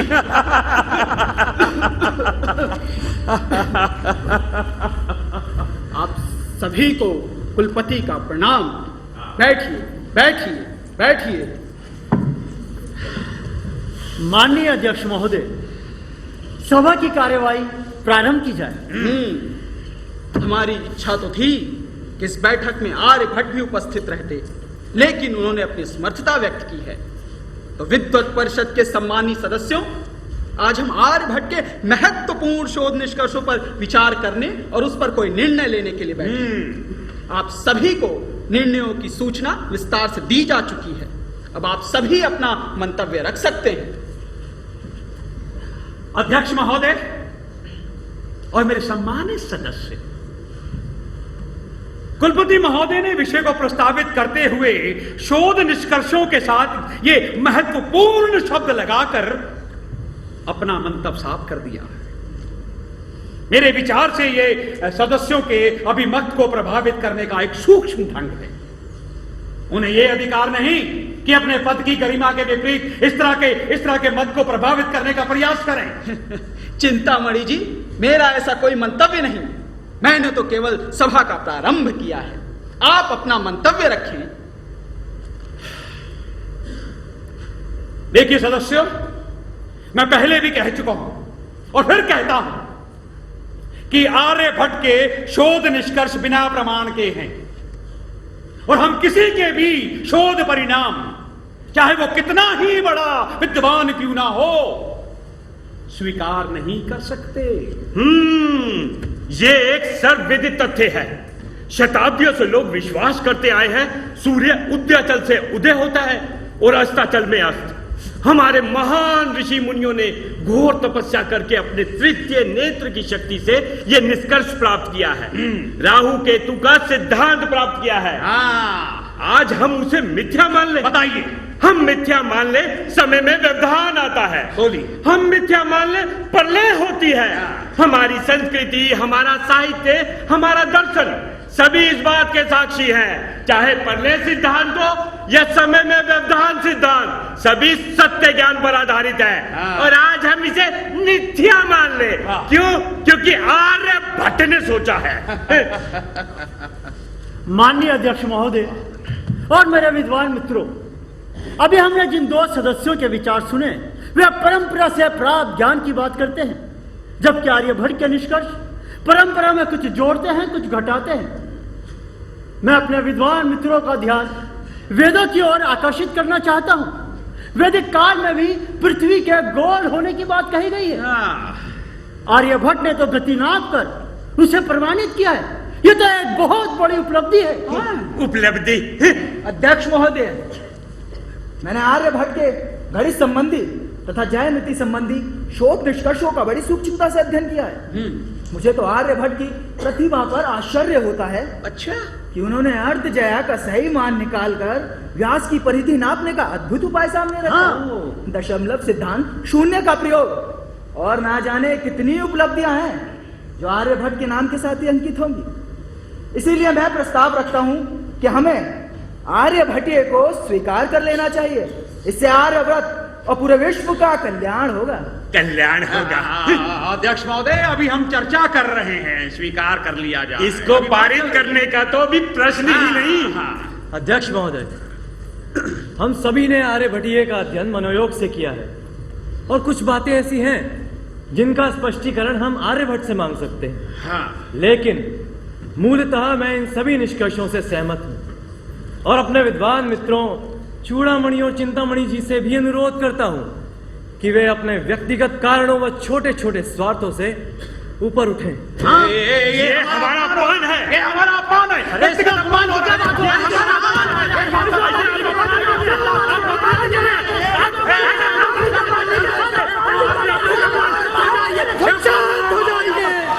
शांत हो जाइए।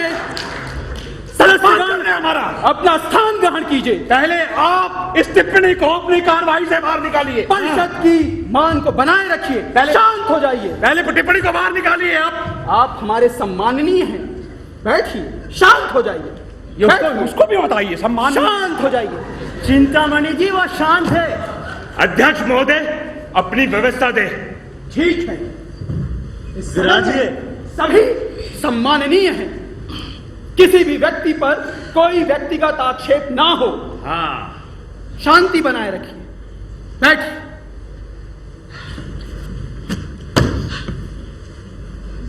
देखिए, हमें तो निर्णय लेना है। पूर्व निर्धारित निर्णय है ये। हाँ, ऐसा ही लग रहा है यहाँ पर। सम्राट का यह आदेश है कि उन्हें शीघ्र ही परिषद के निर्णयों से अवगत कराया जाए। रुकिए, मेरे विचार से एक एक निष्कर्ष पर मत ले लिया जाए। मत केवल उसी निष्कर्ष पर लिया जाए जहाँ मतभेद है। गणित तथा ज्यामिति संबंधी शोध निष्कर्षों पर क्या किसी भी सदस्य को कोई मतभेद है? हाँ, हमारा मतभेद है। इस तरह के लेकिन अगर ये पृथ्वी की परिक्रमा संबंधित इस नए सिद्धांत को स्वीकार ना किया जाए तो बाकियों के साथ हमारी सहमति हो। चिंतामणि जी, इस तरह के दृष्टिकोण से तो हम सही निष्कर्षों तक पहुंच ही नहीं सकते। अध्यक्ष महोदय, प्रश्न ये नहीं कि हम ये सिद्धांत माने और वो ना माने। प्रश्न ये भी नहीं कि इस सब का श्रेय किसे जाता है, और ना ही प्रश्न ये है कि इससे किसी के स्वार्थों व हितों की क्षति होती है।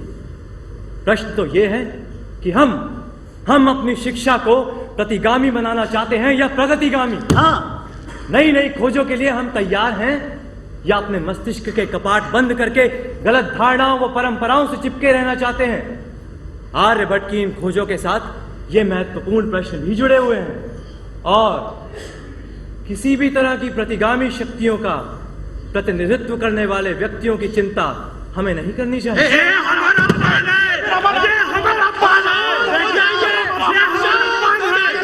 चिंतामणि जी, शांत हो जाइए। किसी का अपमान नहीं। अपमान है हमारा ये। अध्यक्ष महोदय, बहस हो चुकी है, मुद्दे साफ हैं, और निर्णय सर्वसम्मति से नहीं होते हैं तो मत विभाजन करवाया जाए। हाँ, अध्यक्ष महोदय, मैं यहाँ उपस्थित सभी सदस्यों की भावनाओं का सम्मान करता हूँ। महत्वपूर्ण विषय पर निर्णय सर्वसहमति से होने चाहिए। बिल्कुल। बहुमत से यदि आपने कोई निर्णय ले भी लिया तो ये ना भूले, विद्वत परिषद से बड़ा है हमारा शिक्षक समाज। हाँ, और उससे भी बड़ी है इस देश की जनता। हम उन तक पहुंचेंगे। चूड़ामणि जी, आपको अवसर दिया गया है। अभी तो हम चर्चा कर रहे हैं। चूड़ामणि जी, ये चर्चा पूरी शताब्दी तो नहीं चल सकता। यहाँ सभी जानते हैं क्या? आर्यभट्ट के सम्राट बुद्धगुप्त से मित्र संबंध है और उन पर महामाते की कृपा है। अरे इसका अर्थ ये नहीं कि दूसरों के मतों पर ध्यान ही न दिया जाए। शांत हो जाइए। जो सदस्य आर्यभट्ट के निष्कर्षों से सहमत हैं वे अपना मत दें। रुकिए रुकिए रुकिए, ये संभव नहीं है। हमारे पास कोई विकल्प भी नहीं। अरे हमारे पद का गला घोट रहे हैं आप लोग। मैं इस सदन से बहिष्कार करता हूं। चिंतामणि जी, रुकिए, चिंतामणि जी,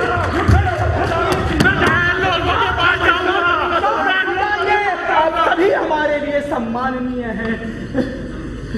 शांत हो जाइए। आई आई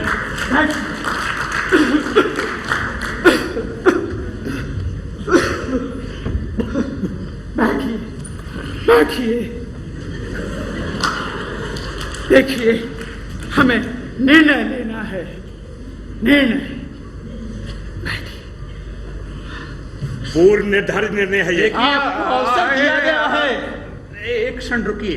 अध्यक्ष महोदय, ऐसा करते हैं कि सदस्यों को आर्यभट्टी पढ़ने के लिए कुछ समय और दिया जा सकता है। अब निर्णय ले ही लीजिए। अध्यक्ष महोदय, मेरी राय में बैठक को 3-4 दिन के लिए स्थगित किया जाए, उसके बाद हम फिर मिलें और कोई निर्णय लें। इतने महत्वपूर्ण निर्णय को हम और स्थगित नहीं कर सकते। अध्यक्ष महोदय जी, 3-4 दिन बाद पुनः बैठक की जाए। सदस्यगण, इस बात का भी ध्यान रखें कि आर्यभट्टी को लेकर तरह तरह के अपवाद पूरे जनपद में फैल रहे हैं, कल पूरे देश में फैलेंगे।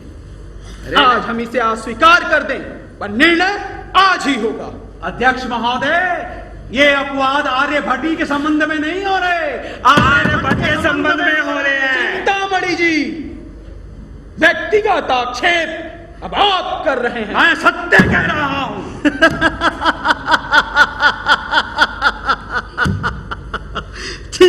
द्रोणी जी को अपना सत्य भी सत्य और दूसरों का सत्य भी सत्य नहीं लगता।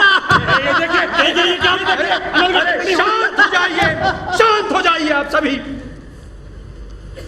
किसी भी सदस्य को कोई नई बात कहना है तो इस पटल पे कहे। अध्यक्ष महोदय जी, बोल तो चुका हूँ, निर्णय ले ही लीजिए।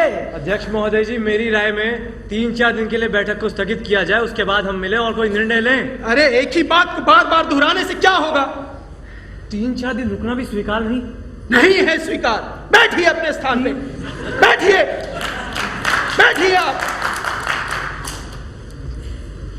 जो सदस्यगण आर्यभट्ट के निष्कर्षों से सहमत नहीं हैं, वे अपना मत दें।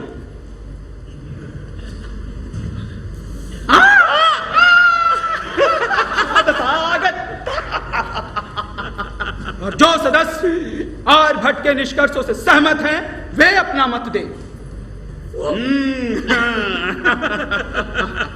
तो मेरा मत भी पक्ष में है। अध्यक्ष महोदय, अपने मत को स्थगित रखें, यह मेरा अधिकार है। सब स्पष्ट है, बहुमत हमारे पक्ष में है, लेकिन अध्यक्ष महोदय अपना मत वहां पर देकर ये क्या साबित करना चाहते हैं कि आर्यभट्टी को पास करने के लिए उन पर अतिरिक्त दबाव। चिंतामणि जी, मत देना मेरा अधिकार है और मैंने उसका उपयोग किया है। बराबर बराबर मतों की स्थिति में यह सम्राट पर निर्भर करता है कि वे अपना मत किस पक्ष को देते हैं। वो तो स्पष्ट है। कोई भी अयाचित टिप्पणी ना की जाए। सदन के निर्णय से मैं सम्राट को अवगत करा दूंगा और हम कुलपति के पक्षपात से जनमत को निर्णय से बता देंगे। सभा को बताएंगे किया जाता है। अरे हम जनता के पास जाएंगे। क्या कहते हैं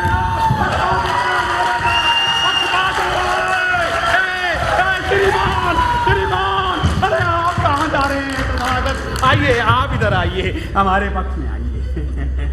मेरा विरोध प्रक्रिया से है, आर्यभट्ट से मैं सहमत नहीं हूं। अरे फिर भी आपने तो अद्भुत साहस दिखाया।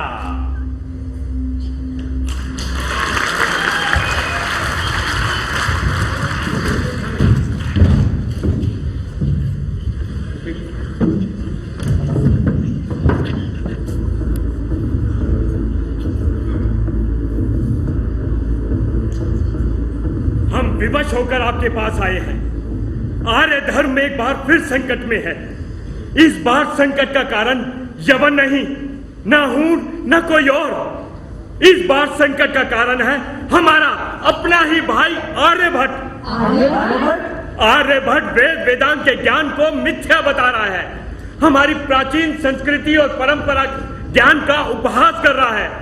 वो हमसे कह रहा है हम प्रतिगामी हैं। अरे कोई पूछे उससे, क्या अपने अतीत को कोई छोड़ता है? नहीं।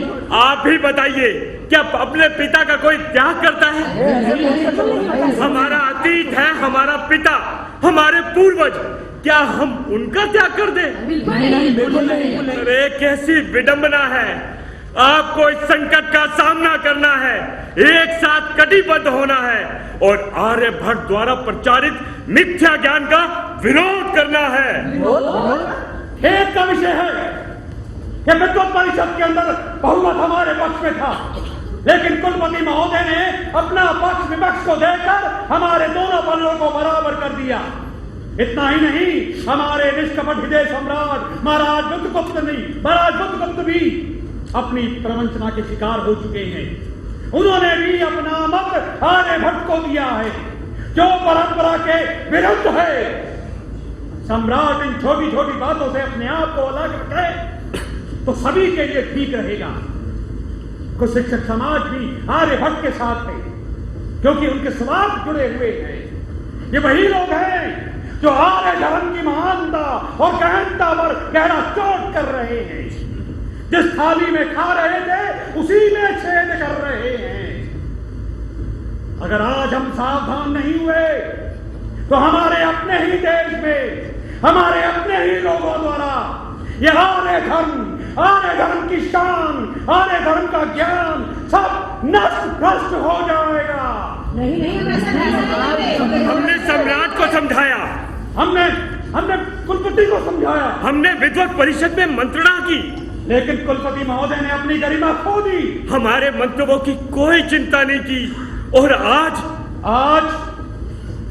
आर्यभट्टी के इस मिथ्या ज्ञान को हम पर, हमारे बच्चों पर, आपके बच्चों पर, हमारे धर्म पर थोपा जा रहा है। अगर आपने ये अवसर हाथ से जाने दिया तो भविष्य आपको कभी क्षमा नहीं करेगा। आने वाली पीढ़ियां आपको कायर कहेंगी। श्रीमान, आप ये भी तो बताइए कि हम विरोध किस बात का करें? हाँ, बताइए।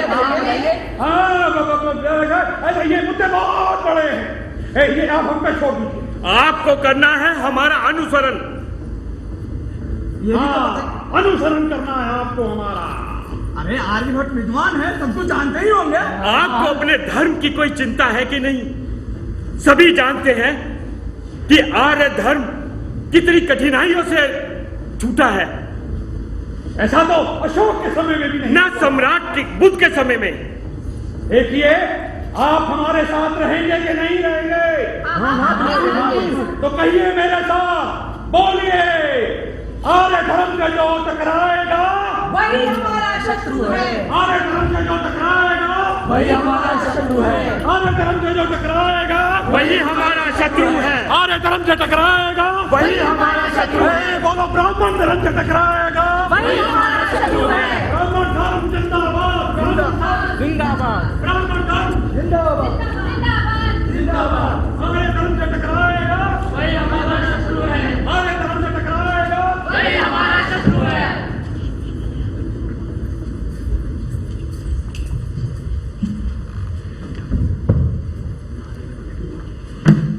ये क्या हो गया? अज्ञान, स्वार्थ व्यक्तियों को कहां ले जाता है? क्या हो गया? लोगों को भड़का दिया। धर्म के नाम पर कहां जा रहे हैं हम? अकम्पन जी, आप यहाँ? ये शोर कैसा था? ये चिंतामणि और चूड़ामणि ने लोगों की धार्मिक भावना को उकेर दिया है, उन्हें भड़का दिया है। उनसे ऐसी आशा तो ना थी। गुरुदेव, हम ही निश्चिंत रहे, अन्यथा। निश्चिंत रहो लाडदेव, सत्य सूर्य की तरह होता है, इसे छलनी से ढका नहीं जा सकता। धर्म भीरू ये लोग किस ओर चलते क्या पता गुरुदेव। मैं चिंतामणि और चूड़ामणि को समझाऊंगा। मैं तो गुरुदेव ये पुरोहित वो बने फिरते ब्राह्मण, आपने इनके पुरोहित्य को चुनौती दे दी, बस सारा संकट यही है। लेकिन लाडदेव, किसी के संकट में आने से विचार की, खोज की, प्रगति को तो नहीं रोका जा सकता। मेरी समस्या तो ये है कि मैं सम्राट से क्या कहूंगा? आप वही कीजिए जो एक गुप्तचर का धर्म है। हाँ। लाडदेव, आर्यभट्टीय के अध्ययन को कुछ समय के लिए स्थगित कर देना चाहिए। गुरुदेव, आप और ऐसी बात। सम्राट संकट में पड़ सकते हैं। सम्राट संकट में? सम्राट ने अपने अधिकार का प्रयोग करके आर्यभट्टीय के प्रचार तो करवा दिया, परंतु ये धर्मोन्मादी लोग प्रजा को उनके खिलाफ भड़का सकते हैं। शासन की शक्ति के विरुद्ध बहुत देर तक खड़े रहना इन जैसों के लिए संभव नहीं है गुरुदेव। नहीं लाडदेव, धार्मिक उन्माद व्यक्ति को किसी भी ओर ले जा सकता है। फिर तो हमें भी चलकर सम्राट से मंत्रणा करनी चाहिए। हाँ, यही उचित रहेगा। चलो। आर्य धर्म के शत्रुओं से सावधान, सावधान। ब्राह्मण धर्म के शत्रुओं से सावधान, सावधान। आर्य धर्म के शत्रुओं से सावधान, सावधान। ब्राह्मण धर्म के शत्रुओं से सावधान, सावधान। आर्य धर्म के शत्रुओं से सावधान, सावधान। ब्राह्मण धर्म के शत्रुओं से सावधान, सावधान। आर्य धर्म के शत्रुओं से सावधान, सावधान। ब्राह्मण के शत्रुओं से हम अभी इसी समय अपनी प्रजा से मिलना चाहते हैं। सम्राट, इस समय मिलना उचित ना होगा। गुप्त साम्राज्य में ऐसा पहले कभी नहीं हुआ। इस संगठित प्रदर्शन का हमें कोई जवाब देना होगा। दंडपाशिकों को सावधान कर दिया गया सम्राट। नहीं, हम नहीं चाहते कि हमारी प्रजा पर बल प्रयोग हो। इसका और कोई उपाय नहीं है। आर्य धर्म के शत्रुओं से सावधान, सावधान। ब्राह्मण धर्म के शत्रुओं से सावधान, सावधान। आर्य धर्म के शत्रुओं से सावधान, सावधान। सुना हो ये अनर्गल प्रलाप? ये आग चिंतामणि और चूड़ामणि की लगाई हुई है। सम्राट एवं राजमहल की रक्षा का भार मामात्य के ऊपर है। वे जो चीज समझे वही किया जाना चाहिए। सभा की कार्रवाई प्रारंभ की जाए। मैं शीघ्र उपस्थित होता हूं। आर्य धर्म के शत्रुओं से सावधान, सावधान। ब्राह्मण धर्म के शत्रुओं से सावधान, सावधान। आर्य धर्म का शत्रु मारो, मारो।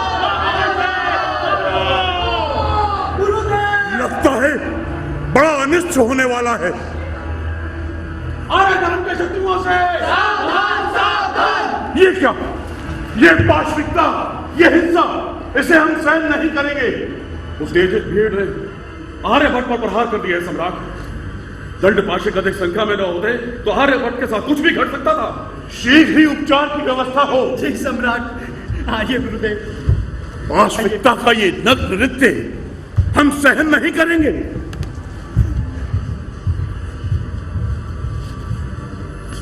सम्राट, हिंसा, उत्पात और उत्तेजना के इस वातावरण में कोई सार्थक बात नहीं हो सकेगी।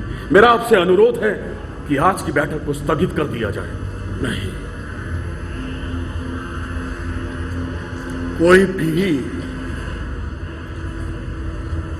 राज्य सत्ता निर्णयों को स्थगित कर देने से नहीं चलाई जा सकती। महामाती, निर्णय चाहे कितने ही कठोर क्यों ना हो, कितने ही अप्रिय क्यों ना हो, अगर उनसे प्रजा का, देश का हित होता है तो उन्हें टालना नहीं चाहिए। हमें कूटनीति से काम लेना चाहिए सम्राट। आचार्य चाणक्य का स्मरण अनावश्यक ना होगा। ठीक, चिंतामणि और चूड़ामणि को इसी सभा में अभी बुलाया जाए। सम्राट, इस समय उनकी मुद्रा अपनी शक्ति से गुप्त साम्राज्य को हिलाकर दिखाने की है। इसीलिए तो हम चाहते हैं, और संभवतः चाणक्य की कूटनीति भी यही कहती है। क्यों महामाती? जो आज्ञा सम्राट। अभी आदेश भेजता हूं। प्रतिहारी। जो आज्ञा सम्राट।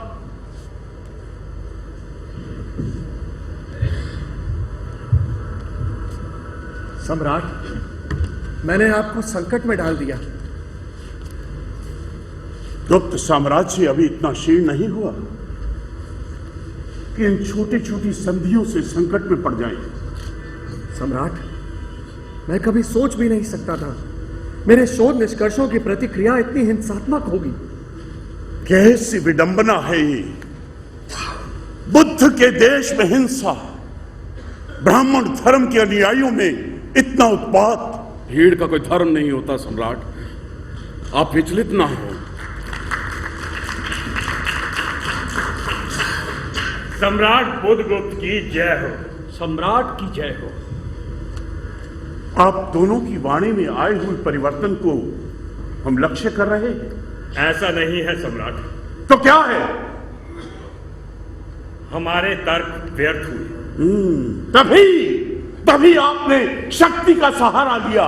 शक्ति भी हमारी प्रजा की। जानते हैं, आप दोनों पर हमारी प्रजा को भ्रमित करने के लिए आरोप लगाया जा सकता है। सम्राट, विद्वत परिषद में हमारी सुनी नहीं गई। बहुमत को अल्पमत में बदल दिया गया, जबकि विज्ञान अल्पमत या बहुमत से नहीं, प्रमाण मांगता है। क्षमा चाहता हूं सम्राट, थोड़ा धैर्य चाहिए। मेरे साथ वेधशाला में बैठकर कोई भी उसका अनुभव कर सकता है। प्रमाण मैं दे सकता हूं। देख रहे हैं आप, आर्यभट्ट के मस्तक पर लगी चोट, ये चोट आर्यभट्ट के मस्तक पर नहीं, हमारे मस्तक पर लगी है, इस देश के मस्तक पर लगी है। हमें खेद है सम्राट, पर लोग हमारे वश में नहीं हैं। यही जो बात आपके वश में नहीं, उसे करते ही क्यों है? लोग उत्तेजित हैं। वो आर्य धर्म पर होते हुए प्रहार को नहीं देख सकते। फिर वही धर्म का अनर्गल प्रलाप। अनर्गल प्रलाप नहीं, ये हमारे मन का संताप है। संताप नहीं, ये आपके शूद्र स्वार्थ है।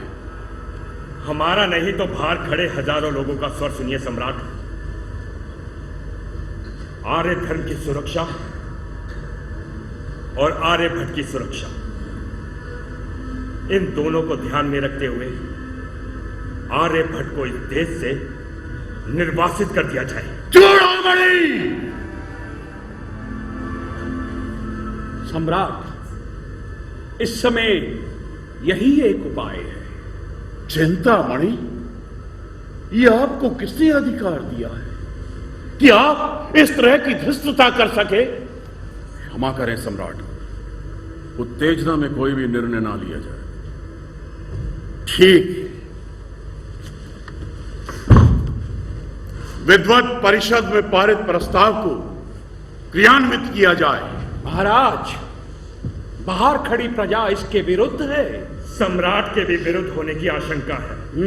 आप दोनों की बातों से राजद्रोह की गंध आ रही है। इसके परिणाम जानते हैं आप?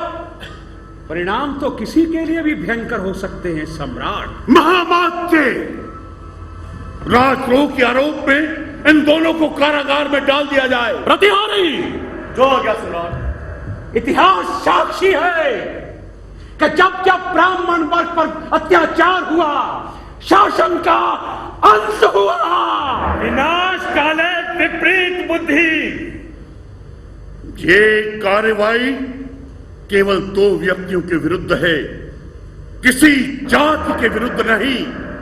हमारा धर्म तो उदार है, बहुत कुछ सह चुका है और अभी बहुत कुछ सहने की क्षमता रखता है। वो आपकी तरह से संकीर्ण नहीं हो सकता। ले जाओ इन्हें। विनाश काले विपरीत बुद्धि, विनाश काले विपरीत बुद्धि। सम्राट, प्रजा में फैले असंतोष का भी ध्यान रखा जाए। सम्राट बुद्धगुप्त की जय हो। अकंपन, इतने घबराए हुए क्यों हो? सम्राट, मगध के सीमांत प्रदेश को हुन सैनिक पदाक्रांत करने को तत्पर है। महामात, हमारे सैनिकों को क्या हुआ? सैनिक तत्पर है, राष्ट्र की रक्षा के लिए कोई भी मूल्य देने को तत्पर है। तो फिर इस बार निर्णायक युद्ध हो। आपका आदेश शिरोधार्य है सम्राट। सम्राट, सीमाओं की रक्षा के लिए हमें भी युद्ध में सम्मिलित होने की आज्ञा दी जाए। सम्राट, मुझे भी। आवश्यकता हुई तो हम स्वयं जाएंगे। हमारी सेनाएं समर्थ हैं, लेकिन प्रजा में फैली अव्यवस्था और आक्रोश हमें विचलित करने वाला। सम्राट, कूटनीति में आप निष्णांत हैं, परंतु मेरे मत में चिंतामणि और चूड़ामणि को इस वक्त मुक्त कर देना चाहिए, ताकि वो हमारी प्रजा को भ्रमित कर सके। परंतु उन्हें कारागार में डालने का समाचार प्रजा को आक्रोशित भी कर सकता है। हमारी प्रजा राष्ट्रभक्त है। फिर भी मुझे आर्यभट्ट की सम्मति उचित लगती है सम्राट। ठीक, उन्हें चेतावनी देकर मुक्त कर दो और गुप्तचरों से कहो कि उन पर कड़ी दृष्टि रखे और यह भी घोषणा कर दें कि आर्यभट्टीय का कार्यान्वयन स्थगित किया जाता है। जो आज्ञा सम्राट।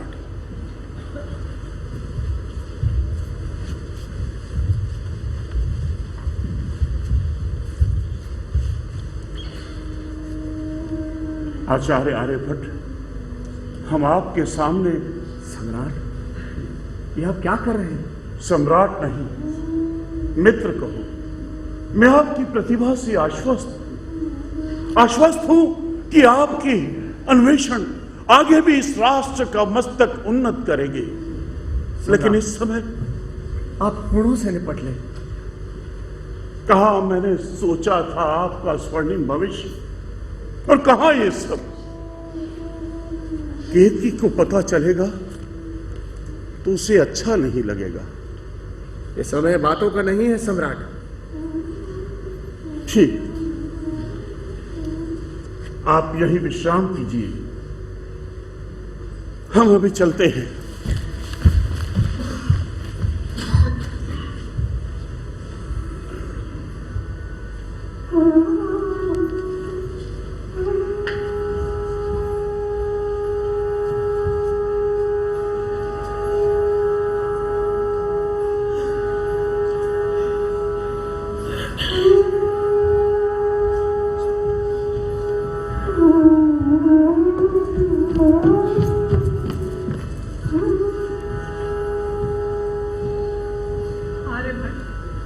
केतकी, तुम यहाँ?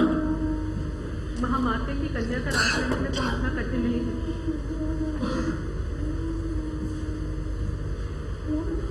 घाव गहरा है। मन पर लगा घाव तो गहरा है। मुझे पता चला तो शरीर सूनी पड़ गया। ये लेप बनाकर लाई हूं, लगा दो। उपचार की यहाँ पूर्ण व्यवस्था है। जानती हूँ, सुनती को खून पुनः आक्रमण के लिए तत्पर है। हाँ, मैं भी सीमाओं की रक्षा के लिए युद्ध में सम्मिलित हो रहा हूँ। ऐसी अवस्था में हाँ, और आर्य भट्टिये? किसी भी नए निष्कर्ष को अपनाने में लोगों को कुछ समय तो लगता है। और तुम? मुझे तो पुनः देशाटन करना है, बहुत कुछ देखना है। कुछ और अन्वेषण? हाँ, यही मेरी नियति है। जाओ केतकी, जीवित रहा तो अवश्य मिलेंगे। ऐसी अशुभ बात? तुम अवश्य आओगे, हम अवश्य मिलेंगे, हम अवश्य मिलेंगे, अवश्य मिलेंगे, अवश्य मिलेंगे।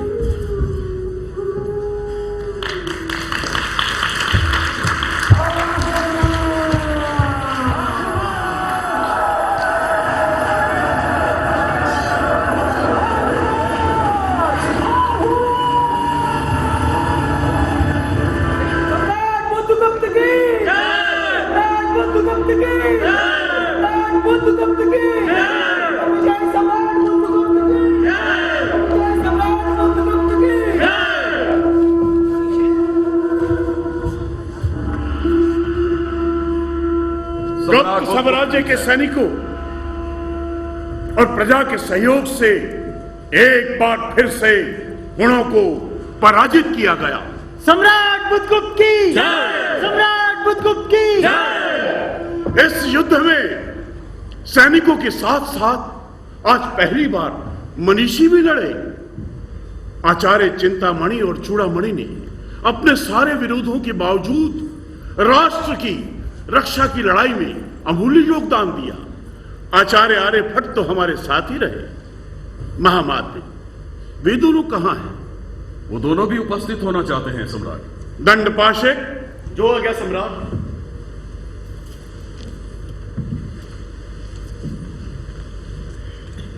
आचार्य चिंतामणि और आचार्य चूड़ामणि, हम आपके सहयोग से आश्वस्त हुए। मेरे लिए क्या आज्ञा है सम्राट? अब हम आर्यभट्टिये को प्रचारित करने का आदेश दे सकते हैं। सम्राट, ये शासन की व्यवस्था के अनुकूल ना होगा। आचार्य, शासन की व्यवस्थाएं आप बताएंगे। राष्ट्र पर आए संकट में जिस तरह से आपने सहयोग किया, हमें लगा कि आपका हृदय परिवर्तन हो चुका। वो राष्ट्र का प्रश्न था, उसमें कोई मतभेद नहीं, लेकिन यहां प्रश्न धर्म का है। धर्म का है, फिर वही धर्म की बात। ये धर्म की बात नहीं, हमारे मन का संताप है। तुम्हारे मन का संताप। आप दोनों का मति भ्रम है। आर्यभट्टिये के प्रचार से लोगों को नया जीवन मिलेगा, नया ज्ञान मिलेगा। ये ज्ञान का आलोक लोगों के नए जीवन मूल्य देगा। ये अन्वेषण लोगों की जीवन शैली बदल देंगे। आचार्य द्वय, हम आपका तर्क स्वीकार कर भी लें तो बताइए, राष्ट्र बड़ा है या धर्म? धर्म के बिना राष्ट्र निर्जीव है। अगर राष्ट्र ना होगा तो धर्म की चूलें कहां टिकेंगी? कहां मिलेगा उसे पोषण? धर्म कोई स्थिर जीवन दृष्टि नहीं है आचार्य। उसका मान, उसका स्वरूप परिवर्तनगामी होता है और परिवर्तनशील भी। ठहरा हुआ जल सड़ांध ही पैदा करता है। परिवर्तनशीलता के नाम पर हम आर्यभट्ट को आर्य धर्म पर चोट नहीं करने देंगे। अब जब राष्ट्र स्थिर है तो हम अपनी मांग फिर दोहराते हैं। आर्यभट्ट को इस देश से निर्वासित कर दिया जाए। आप हमें कठोर निर्णय लेने के लिए विवश कर रहे हैं। आचार्य कहां गए? लगता है इस अनर्गल विवाद के दलदल में फंसना नहीं चाहते। महामाते, आर्यभट्टिये को प्रचारित करने का हम आदेश देते हैं। लाटेव, आचार्य को प्रस्तुत करो। जी सम्राट। सम्राट, मैं फिर से बोलता हूं कि यह शासन की व्यवस्था के अनुकूल ना होगा। बाहर खड़ी जनता इसके विरुद्ध हो जाएगी। आप दोनों की इसी शुद्धता के कारण इतना विवाद हुआ। महामात्र, हम इनको कठोर दंड देते हैं। एक बार फिर से कारागार में डाल दिया जाए। प्रतिहारी हो गया सम्राट। विनाश काले विपरीत बुद्धि, विनाश काले विपरीत बुद्धि, विनाश काले विपरीत बुद्धि, विनाश काले विपरीत बुद्धि। आर्यभट्टिये को प्रचारित करवाया जाए और आर्यभट्ट दिखाई नहीं दे रहे। सम्राट की जय हो। क्या हुआ लाटते? फिर कोई अनिष्ट? गुरुदेव, क्या हुआ गुरुदेव को? चले गए। चले गए? कहां? पता नहीं। ये पत्र क्या लिखा है? पढ़ो।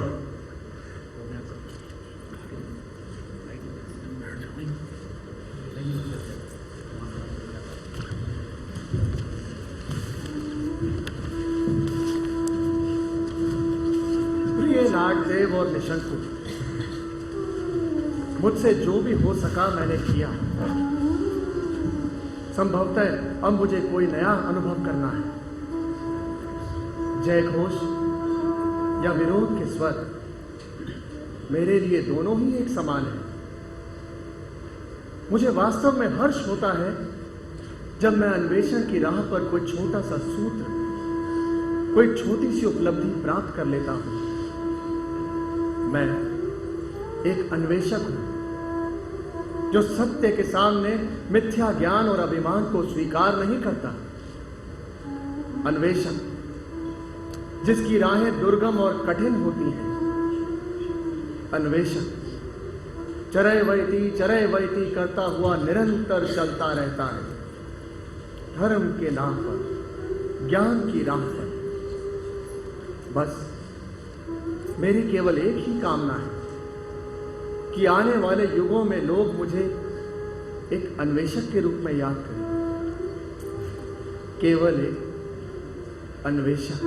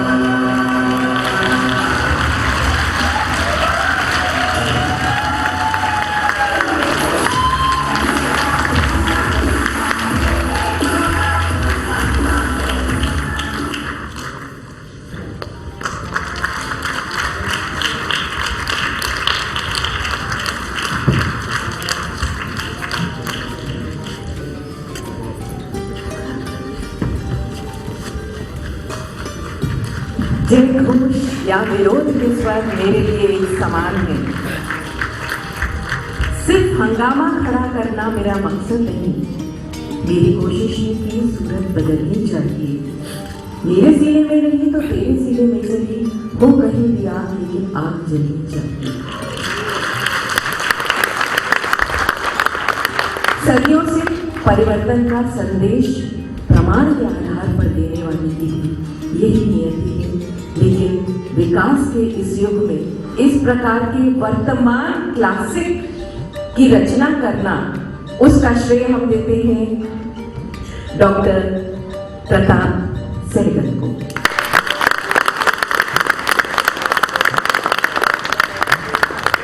मैं अनुरोध करती हूँ हमारे आज के मुख्य अतिथि संस्कृति और कला सचिव श्री वी अब्राहम जी से और भाषा विभाग के सचिव श्री एम के शर्मा जी से कि वे मंच पर तशरीफ लाएं और हमारे इन कलाकारों का, निर्देशक का और डॉक्टर प्रताप सहगल जी से अनुरोध करती हूँ कि वे भी मंच पर तशरीफ लाएं।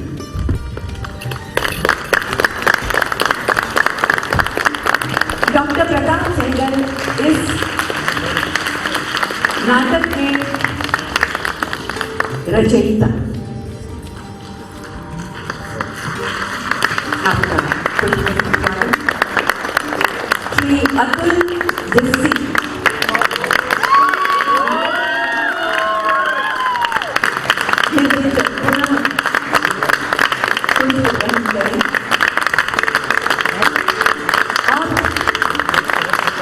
हम अनुरोध करते हैं अतुल जस्सी जी से कि नाटक के निर्देशन में की भूमिका, पिता की भूमिका होती है, अपने बच्चों का भूमिका सहित परिचय कराने की जिम्मेदारी है। Thank you very much ma'am. Proper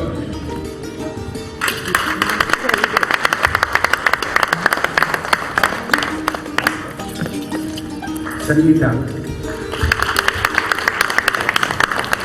Shalini, Shobha, Preeti, Vishal, Sky, Gaurav,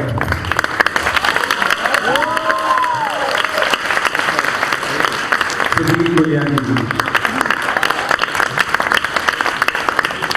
Ramesh Khanna ji,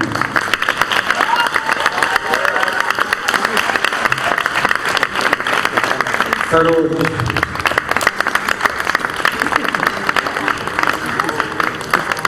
Rishi,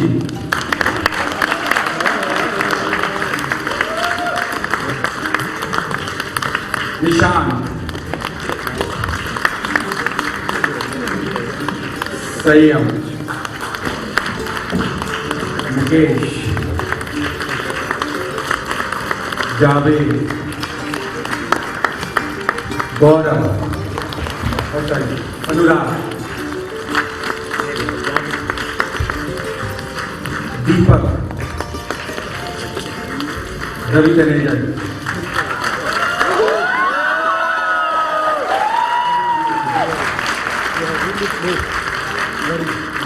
lights में हमारे साथ थे राघव भैया, म्यूजिक संभाल रहे थे नवीन, कॉस्ट्यूम दालचंद जी, जगदीश जी, और मेकअप राशिद भाई,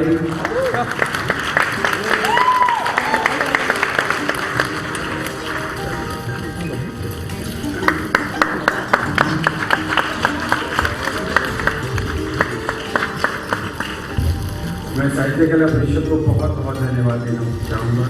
हम लोगों को ये मंच दिया, हम लोगों को मौका दिया, बहुत बहुत धन्यवाद। ये युवा ऊर्जा अभी आने वाली 5 शामों में भी आपको दिखाई देगी। आप अपने परिवारजन, मित्रों, रसिक सहयोगियों सबके साथ आने वाले 5 दिन भी तशरीफ लाएं। कल आप देखेंगे नाटक एक कंठ विश्वाई, आलेख शरद कुमार का, निर्देशन अरुण कुमार बनेगा। इसके साथ ही मैं शोभना जगदीश आपसे विदा लेती हूँ। धन्यवाद, नमस्कार।